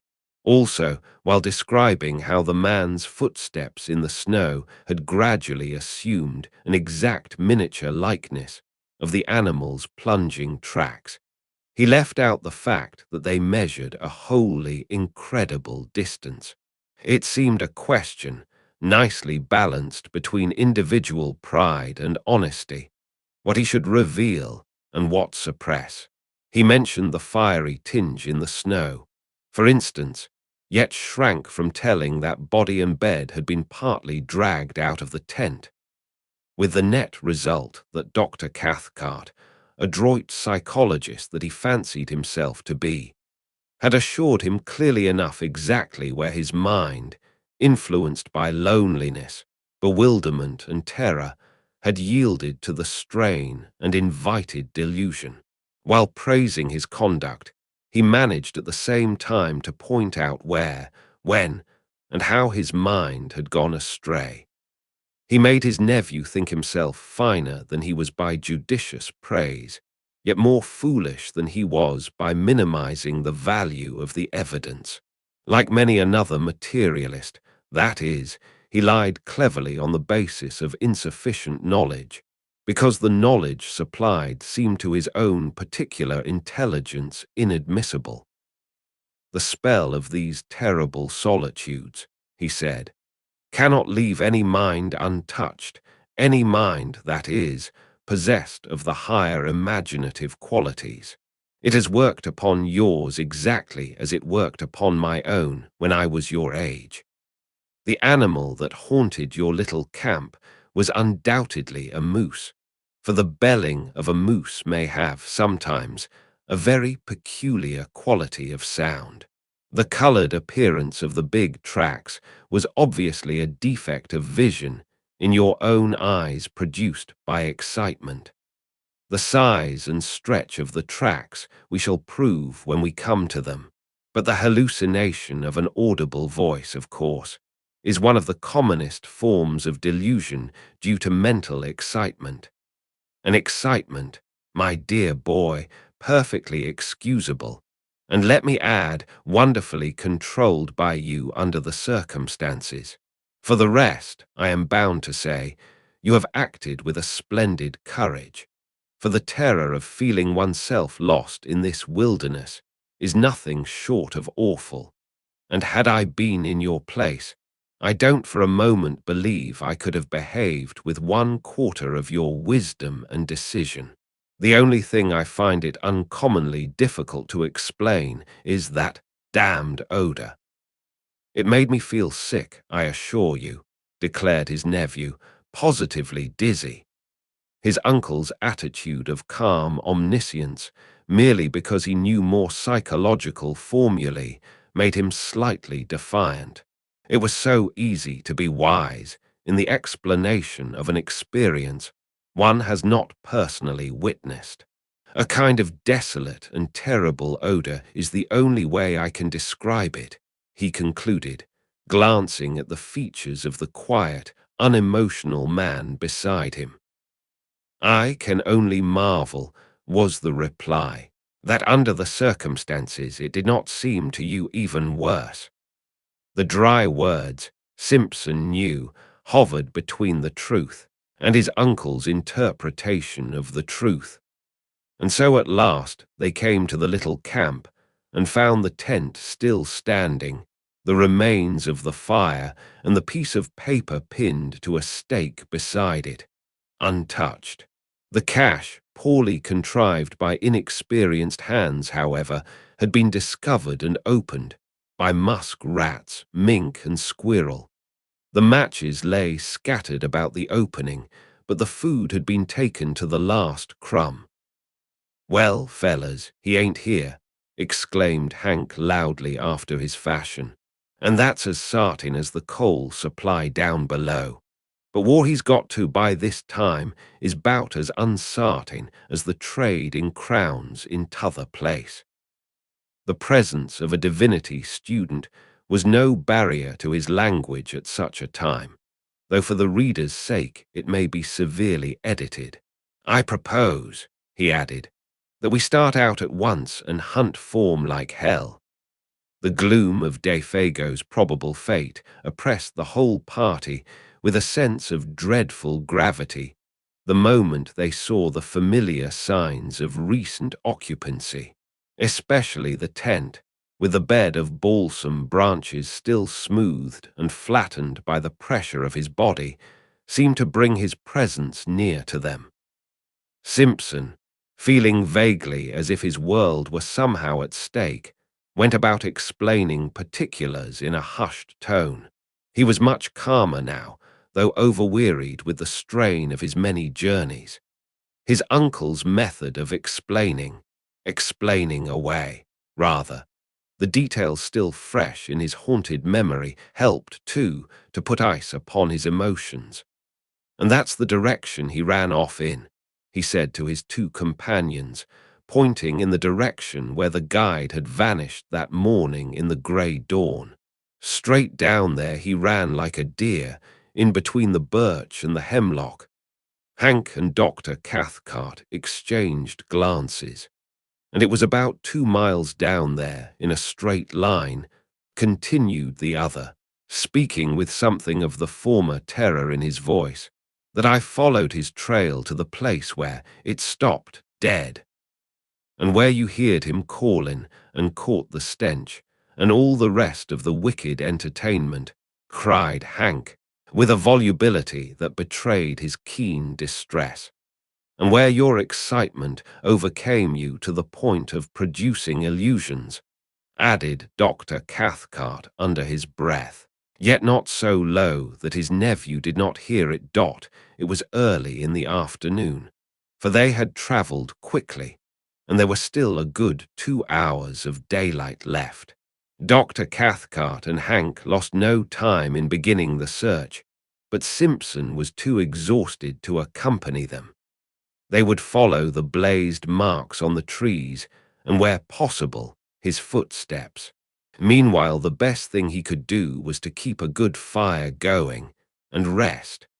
But after something like 3 hours' search, the darkness already down, the two men returned to camp with nothing to report. Fresh snow had covered all signs, and though they had followed the blazed trees to the spot where Simpson had turned back, they had not discovered the smallest indication of a human being, or, for that matter, of an animal. There were no fresh tracks of any kind. The snow lay undisturbed. It was difficult to know what was best to do, though in reality there was nothing more they could do. They might stay and search for weeks without much chance of success. The fresh snow destroyed their only hope, and they gathered round the fire for supper, a gloomy and despondent party. The facts, indeed, were sad enough, for Defago had a wife at Rat Portage, and his earnings were the family's sole means of support.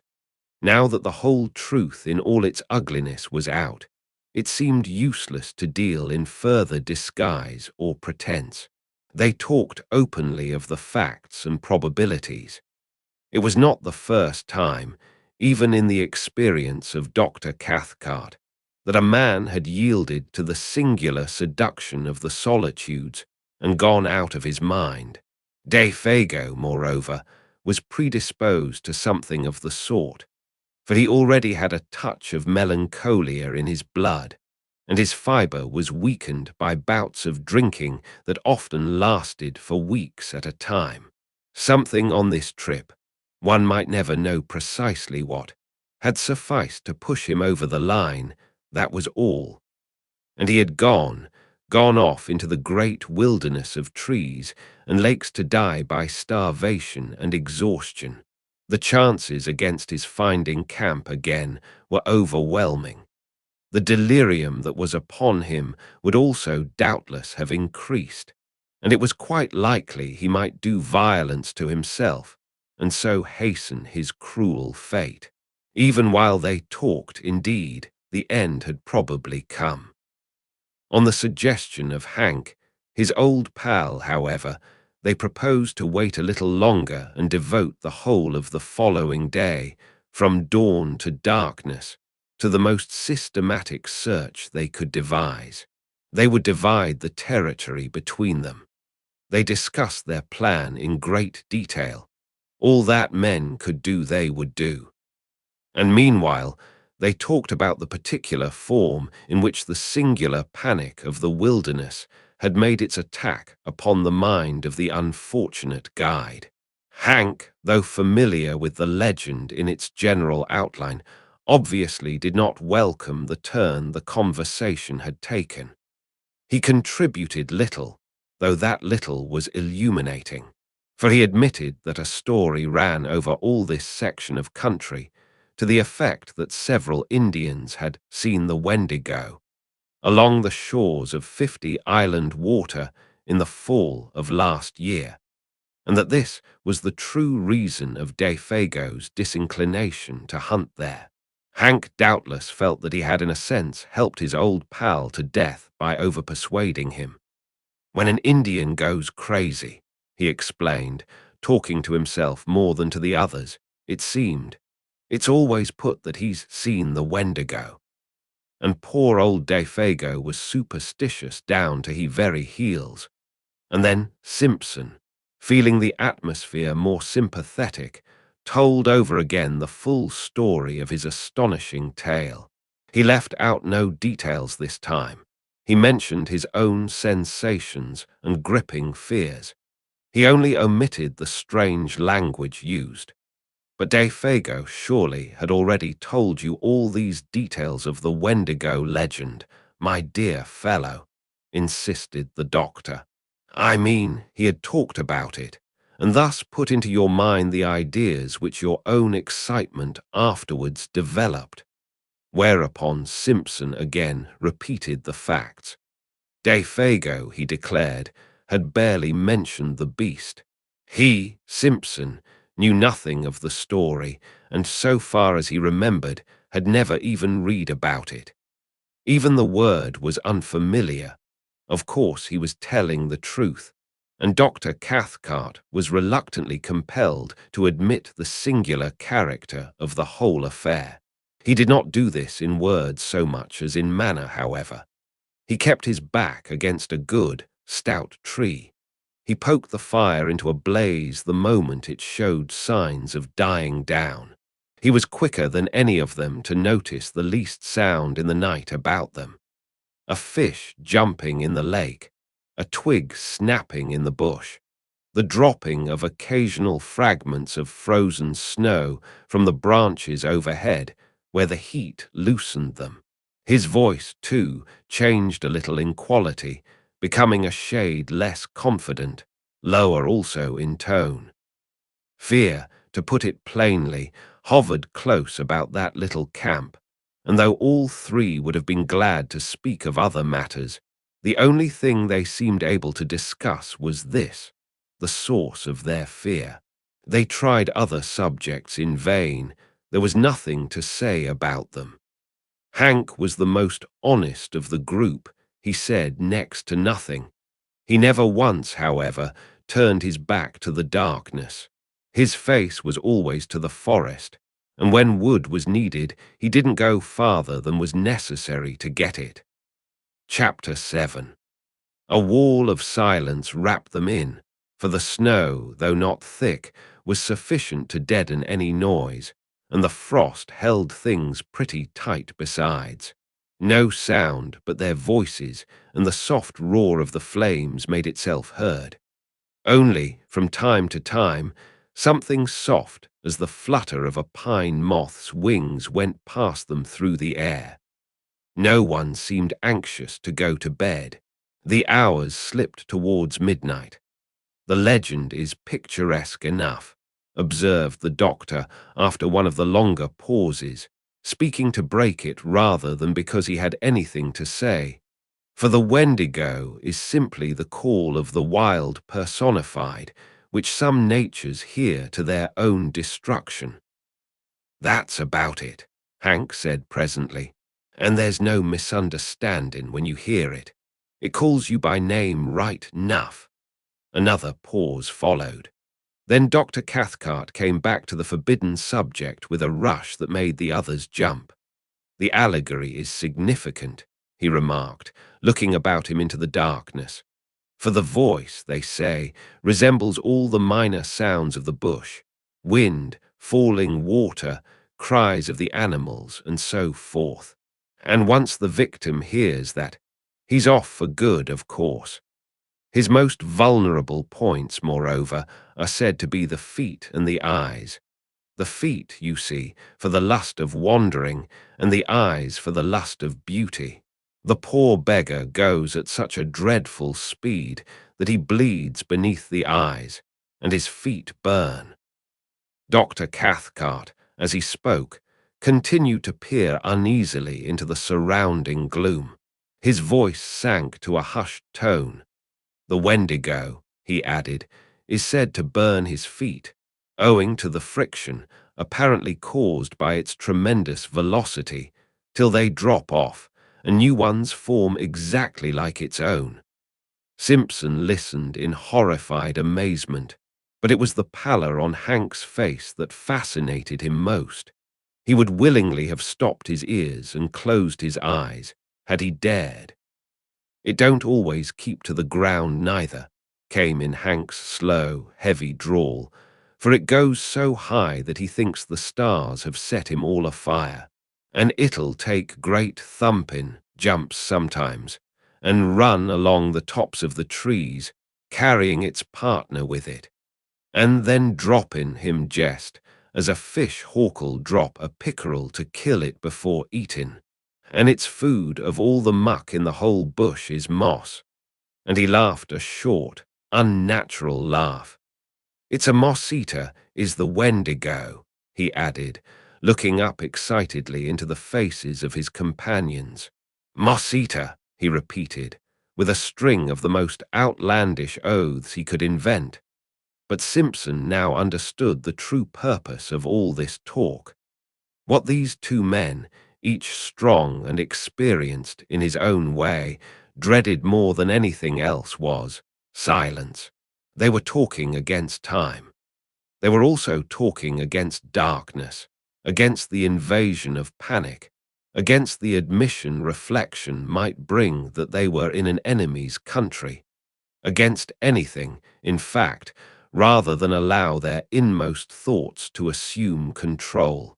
He himself, already initiated by the awful vigil with terror, was beyond both of them in this respect. He had reached the stage where he was immune. But these two, the scoffing, analytical doctor and the honest, dogged backwoodsman, each sat trembling in the depths of his being. Thus the hours passed. And thus, with lowered voices and a kind of taut inner resistance of spirit, this little group of humanity sat in the jaws of the wilderness and talked foolishly of the terrible and haunting legend. It was an unequal contest, all things considered, for the wilderness had already the advantage of first attack and of a hostage. The fate of their comrade hung over them with a steadily increasing weight of oppression that finally became insupportable. It was Hank, after a pause longer than the preceding ones that no one seemed able to break, who first let loose all this pent-up emotion in very unexpected fashion, by springing suddenly to his feet and letting out the most ear-shattering yell imaginable into the night. He could not contain himself any longer, it seemed. To make it carry even beyond an ordinary cry, he interrupted its rhythm by shaking the palm of his hand before his mouth. "That's for Defago," he said, looking down at the other two with a queer, defiant laugh. "For it's my belief, the sandwiched oaths may be omitted, that my old partner's not far from us at this very minute." There was a vehemence and recklessness about his performance that made Simpson, too, start to his feet in amazement, and betrayed even the doctor into letting the pipe slip from between his lips. Hank's face was ghastly, but Cathcart's showed a sudden weakness, a loosening of all his faculties, as it were. Then a momentary anger blazed into his eyes, and he too, though with deliberation born of habitual self-control, got upon his feet and faced the excited guide. For this was unpermissible, foolish, dangerous, and he meant to stop it in the bud. What might have happened in the next minute or two one may speculate about, yet never definitely know.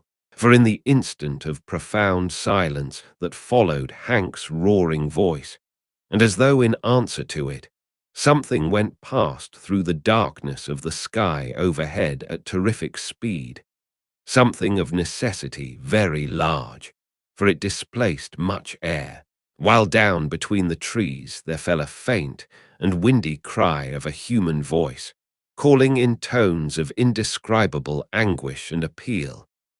"Oh, oh, this fiery height! Oh, oh, my feet of fire, my burning feet of fire!"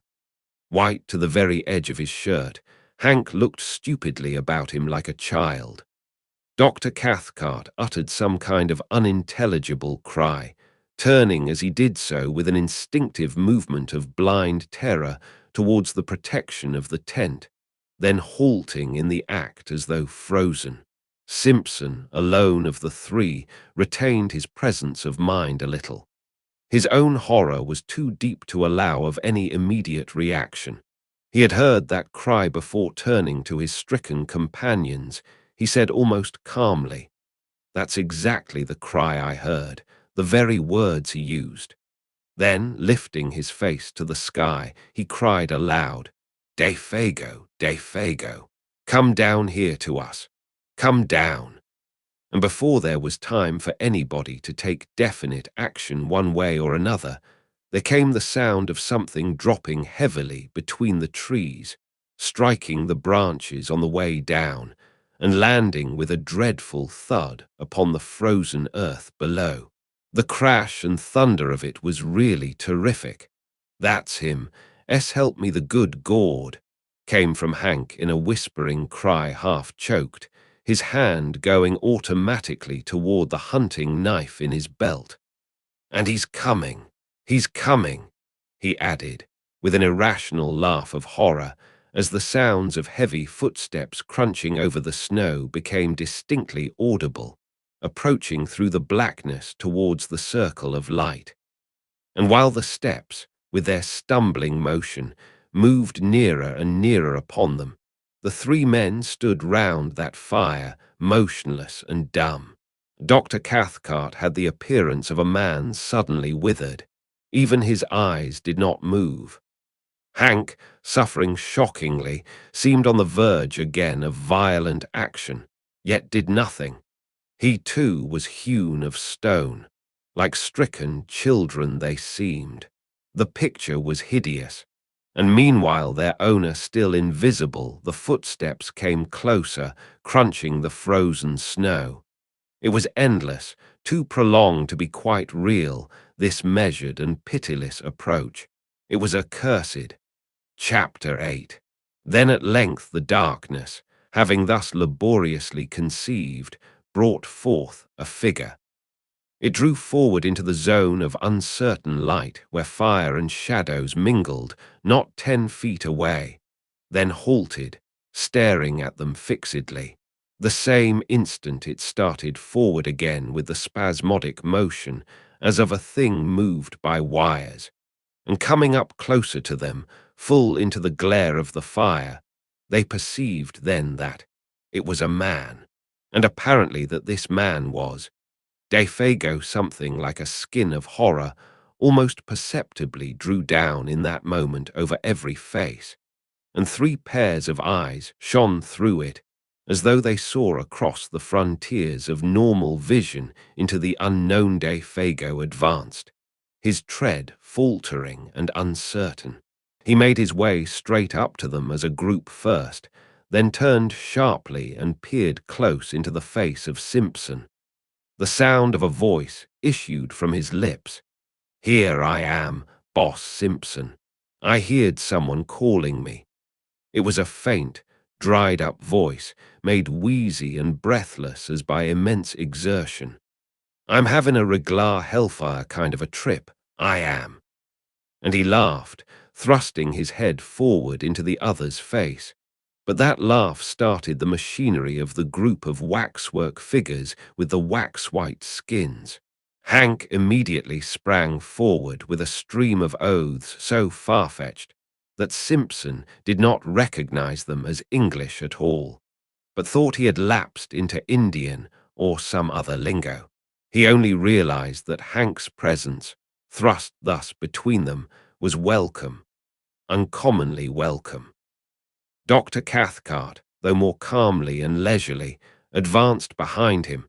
Heavily stumbling Simpson seems hazy as to what was actually said and done in those next few seconds, for the eyes of that detestable and blasted visage peering at such close quarters into his own utterly bewildered his senses at first. He merely stood still. He said nothing. He had not the trained will of the older men that forced them into action in defiance of all emotional stress.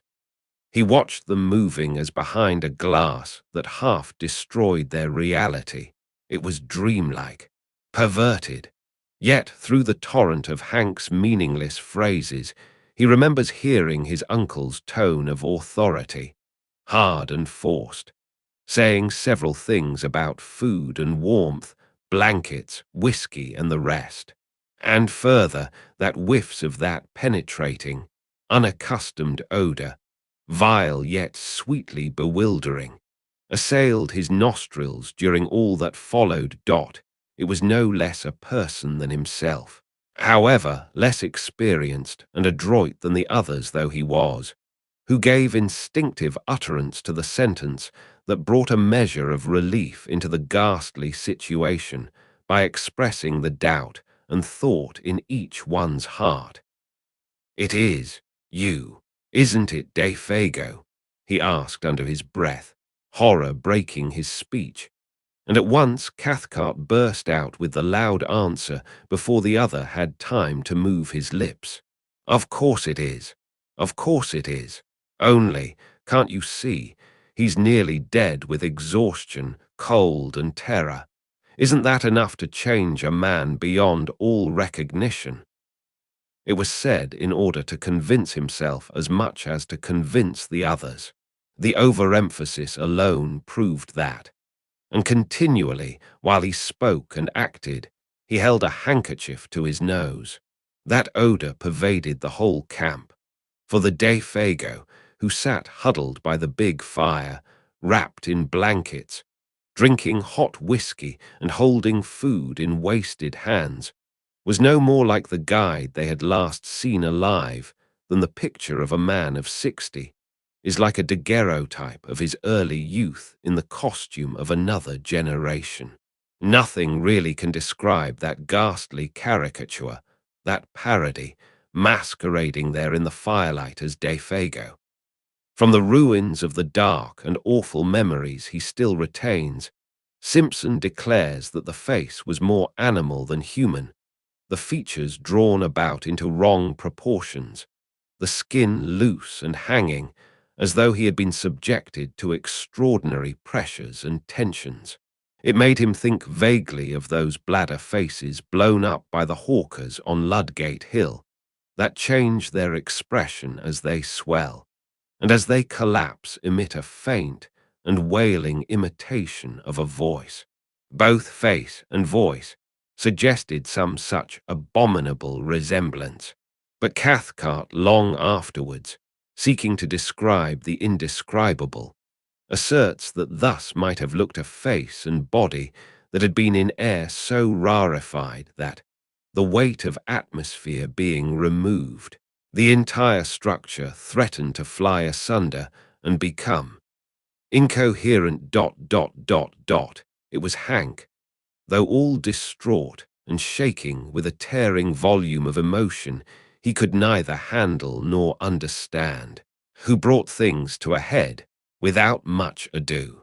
He went off to a little distance from the fire, apparently so that the light should not dazzle him too much, and shading his eyes for a moment with both hands, shouted in a loud voice that held anger and affection dreadfully mingled. "You ain't Dave Fago. You ain't Dave Fago at all. I don't give a damn, but that ain't you, my old pal of 20 years. He glared upon the huddled figure as though he would destroy him with his eyes. "And if it is, I'll swab the floor of hell with a wad of cotton wool on a toothpick. Help me the good Gord," he added, with a violent fling of horror and disgust. It was impossible to silence him.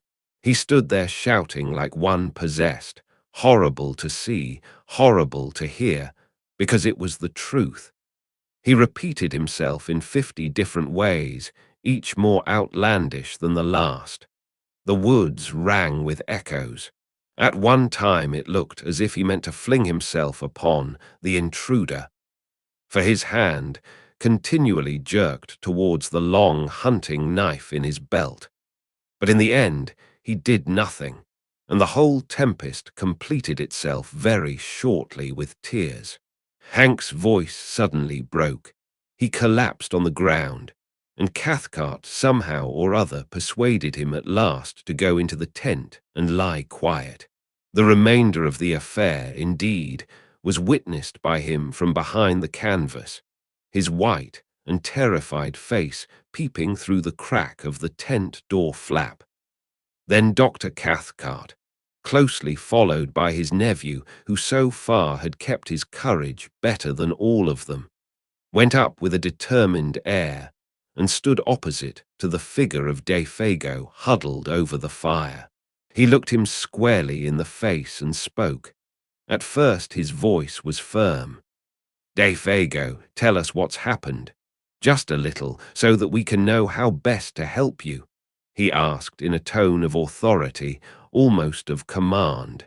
And at that point it was command. At once afterwards, however, it changed in quality, for the figure turned up to him a face so piteous, so terrible and so little like humanity, that the doctor shrank back from him as from something spiritually unclean. Simpson, watching close behind him, says he got the impression of a mask that was on the verge of dropping off, and that underneath they would discover something black and diabolical, revealed in utter nakedness. "Out with it, man, out with it," Cathcart cried, terror running neck and neck with entreaty. "None of us can stand this much longer." It was the cry of instinct over reason. And then Defago, smiling whitely, answered in that thin and fading voice that already seemed passing over into a sound of quite another character. "I seen that great Wendigo thing," he whispered, sniffing the air about him exactly like an animal. "I been with it too." Whether the poor devil would have said more, or whether Dr. Cathcart would have continued the impossible cross-examination, cannot be known, for at that moment The voice of Hank was heard yelling at the top of his voice, from behind the canvas that concealed all but his terrified eyes. Such a howling was never heard. His feet, oh Gord, his feet. Look at his great changed feet. Defago, shuffling where he sat, had moved in such a way that for the first time his legs were in full light and his feet were visible. Yet Simpson had no time himself to see properly what Hank had seen, and Hank has never seen fit to tell. That same instant, with a leap like that of a frightened tiger, Cathcart was upon him, bundling the folds of blanket about his legs with such speed that the young student caught little more than a passing glimpse of something dark and oddly massed, where moccasined feet ought to have been, and saw even that but with uncertain vision. Then, before the doctor had time to do more, or Simpson time to even think a question, much less ask it, Defago was standing upright in front of them, balancing with pain and difficulty, and upon his shapeless and twisted visage an expression so dark and so malicious that it was, in the true sense, monstrous.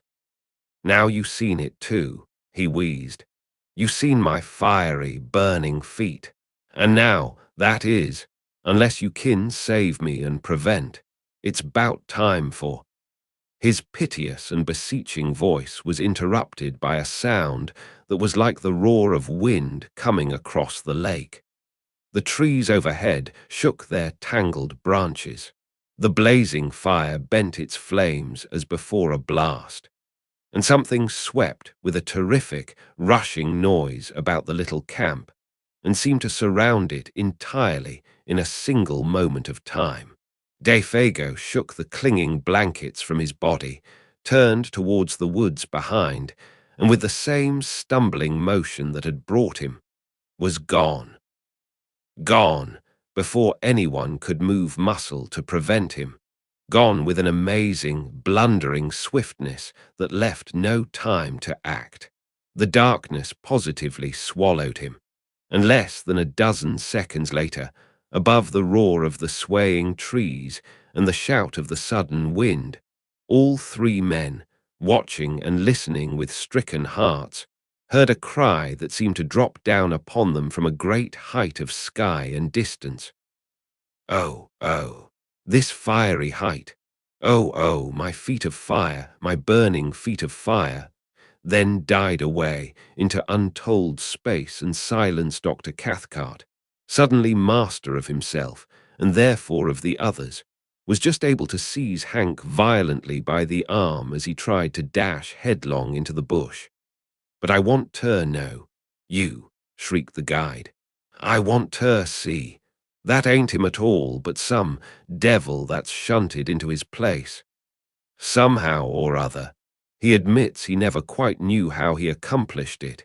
He managed to keep him in the tent and pacify him. The doctor, apparently, had reached the stage where reaction had set in and allowed his own innate force to conquer. Certainly, he managed Hank admirably.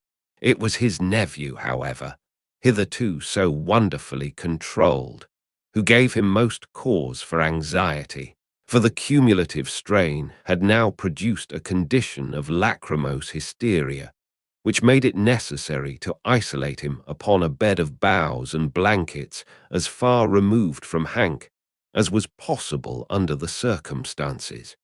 And there he lay, as the watches of that haunted night passed over the lonely camp, crying startled sentences and fragments of sentences into the folds of his blanket, a quantity of gibberish about speed and height and fire mingled oddly with biblical memories of the classroom. People with broken faces, all on fire, are coming at a most awful, awful pace towards the camp.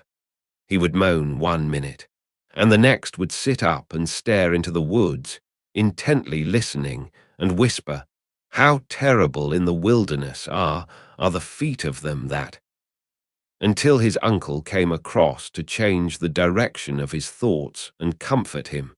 The hysteria, fortunately, proved but temporary. Sleep cured him, just as it cured Hank, till the first signs of daylight came. Soon after 5 o'clock. Dr. Cathcart kept his vigil. His face was the color of chalk, and there were strange flushes beneath the eyes. An appalling terror of the soul battled with his will all through those silent hours. These were some of the outer signs. At dawn, he lit the fire himself, made breakfast, and woke the others. And by 7, they were well on their way back to the home camp. 3 perplexed and afflicted men, but each in his own way having reduced his inner turmoil to a condition of more or less systematized order again. Chapter 9. They talked little, and then only of the most wholesome and common things, for their minds were charged with painful thoughts that clamored for explanation, though no one dared refer to them. Hank, being nearest to primitive conditions, was the first to find himself, for he was also less complex. In Dr. Cathcart, civilization championed his forces against an attack singular enough. To this day, perhaps, he is not quite sure of certain things. Anyhow, he took longer to find himself. Simpson, the student of divinity, it was who arranged his conclusions probably with the best, though not most scientific, appearance of order. Out there, in the heart of unreclaimed wilderness, they had surely witnessed something crudely and essentially primitive. Something that had survived somehow the advance of humanity had emerged terrifically, betraying a scale of life still monstrous and immature. He envisaged it rather as a glimpse into prehistoric ages, when superstitions, gigantic and uncouth, still oppressed the hearts of men, when the forces of nature were still untamed, the powers that may have haunted a primeval universe not yet withdrawn. To this day, he thinks of what he termed years later in a sermon, savage and formidable potencies lurking behind the souls of men, not evil perhaps in themselves, yet instinctively hostile to humanity as it exists. With his uncle, he never discussed the matter in detail, for the barrier between the two types of mind made it difficult. Only once, years later, something led them to the frontier of the subject, of a single detail of the subject, rather. "Can't you even tell me what they were like?" he asked. And the reply, though conceived in wisdom, was not encouraging. "It is far better you should not try to know or to find out." "Well, that odor," persisted the nephew. "What do you make of that?" Dr. Cathcart looked at him and raised his eyebrows. "Odors," he replied, "are not so easy as sounds and sights of telepathic communication. I make as much, or as little, probably, as you do yourself." He was not quite so glib as usual with his explanations. That was all. At the fall of day, cold, exhausted, famished, the party came to the end of the long portage and dragged themselves into a camp that at first glimpse seemed empty. Fire there was none, and no punk came forward to welcome them.